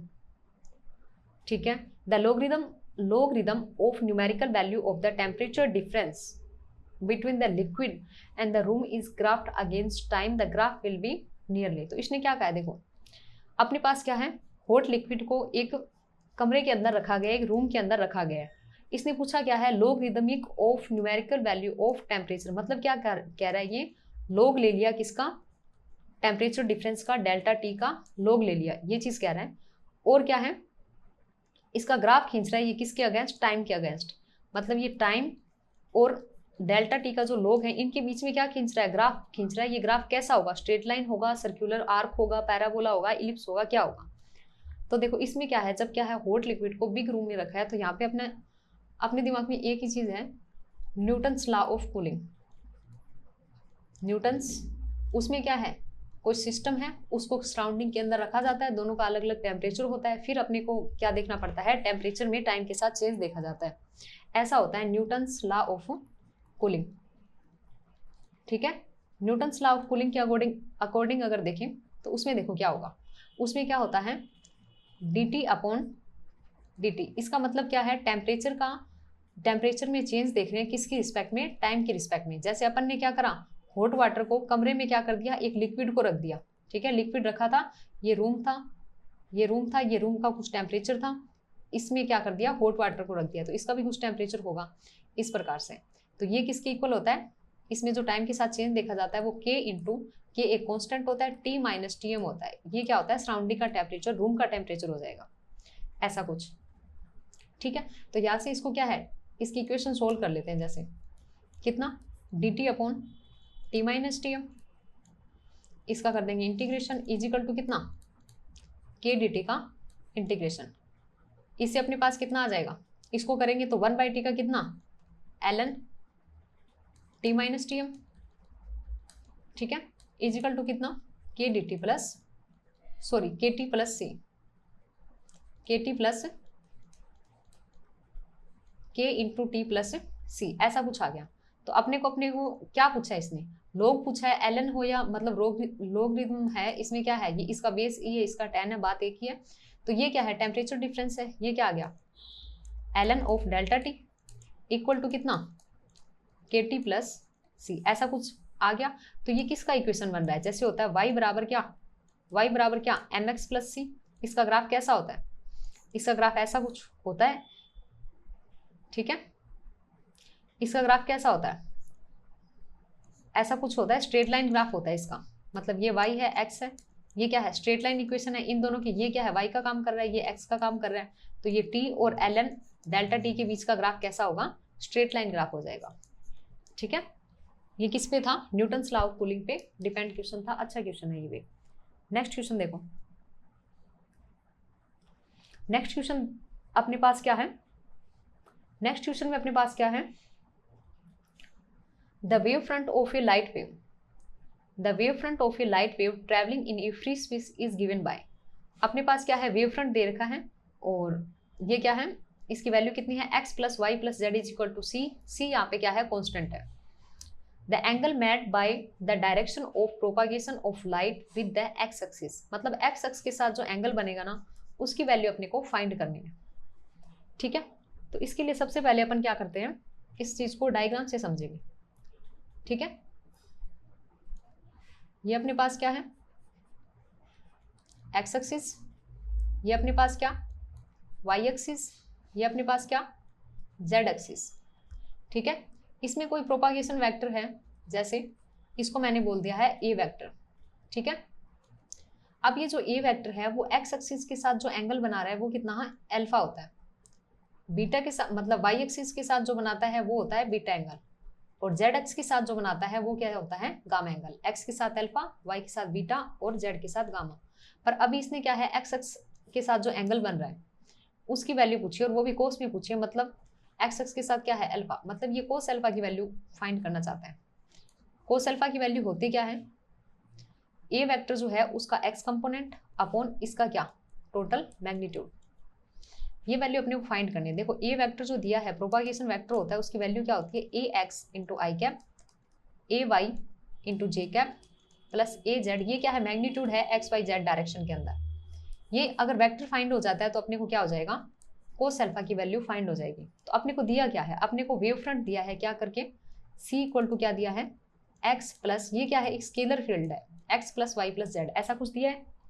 इसका वेक्टर फाइंड कर ले तो हो जाएगा। इसका वेक्टर फाइंड कैसे करेंगे, इसका क्या ले ले ग्रेडियंट ले लेते हैं डेल्टा सी। ये ग्रेडियंट क्या होता है, ग्रेडियंट को कैसे लिखते हैं del upon del X I cap plus del upon del Y J cap plus क्या del upon del Z K cap, ऐसा कुछ होता है। और ये अपने पास क्या है सी की value X plus Y plus Z. अब देखो डेल अपॉन डेल एक्स किसके मतलब ये डिफरेंशिएशन एक्स का ही हो सकता है, तो ये कितना आ जाएगा, इसको सोल्व करेंगे तो 1 आई कैप, वाई का इसके रिस्पेक्ट में करेंगे तो 1 इंटू जे कैप प्लस जेड का करेंगे तो 1 इंटू के कैप। तो अपने पास ये क्या थी डेल सी की वैल्यू आई, या डेल सी एक टाइप से क्या आ गया वेक्टर आ गया, वेक्टर की फॉर्म में आ गया कितना आई प्लस जे प्लस के। तो यहाँ पे देखो इसमें अगर अपन कंपेयर करें तो ये होता है आई कैप जे कैप का जो मल्टीपल होता है वो ये एक्स होता है। देखो आई कैप का मल्टीपल क्या है 1, जे कैप का क्या 1, के कैप का 1, मतलब ए एक्स ए वाई ए जेड तीनों की वैल्यू 1 है। तो यहाँ पे अपना ए वेक्टर ये बन गया। अब इसने जो पूछा है वो निकाल देते हैं। एक्स एक्स के साथ एंगल पूछा है कोस में, तो कोस अल्फा इजिकल टू कितना ए एक्स की वैल्यू 1 है। इसका क्या ए का मैग्नीट्यूड कैसे फाइंड करेंगे, ए का मैग्नीट्यूड क्या होगा, इनके जो कोफिशिएंट है उनका स्क्वायरिंग ही होता है, 1 का स्क्वायर 2 का स्क्वायर और फिर उसका रूट 3 का मतलब 1 का स्क्वायर, तीनों में क्या है 1 कोफिशिएंट है, तीनों का स्क्वायर करके क्या होगा रूट, तो ये क्या आ जाएगा √3। ये कितना आ गया 1/√3, इसका क्या कर दिया मैग्नीट्यूड फाइंड कर दिया। तो अल्फा इजिकल टू अपने पास कितना आ गया कोस इनवर्स 1/√3। ठीक है, तो ये ऑप्शन अपना कौन सा है, फोर्थ वाला ऑप्शन जो है वो अपना क्या हो जाएगा सही हो जाएगा। ठीक है, तो आज के अपने लगभग कितने कर लिए 25 क्वेश्चन इस एचटेट 2021 के अपने आज कंप्लीट कर लिए। ठीक है, इतने क्वेश्चन अपने हो चुके हैं। कल की वीडियो में जो जितने भी पेंडिंग क्वेश्चन रहते हैं इसके वो भी कंप्लीट हो जाएंगे। ठीक है, आज के लिए इतना ही, थैंक यू।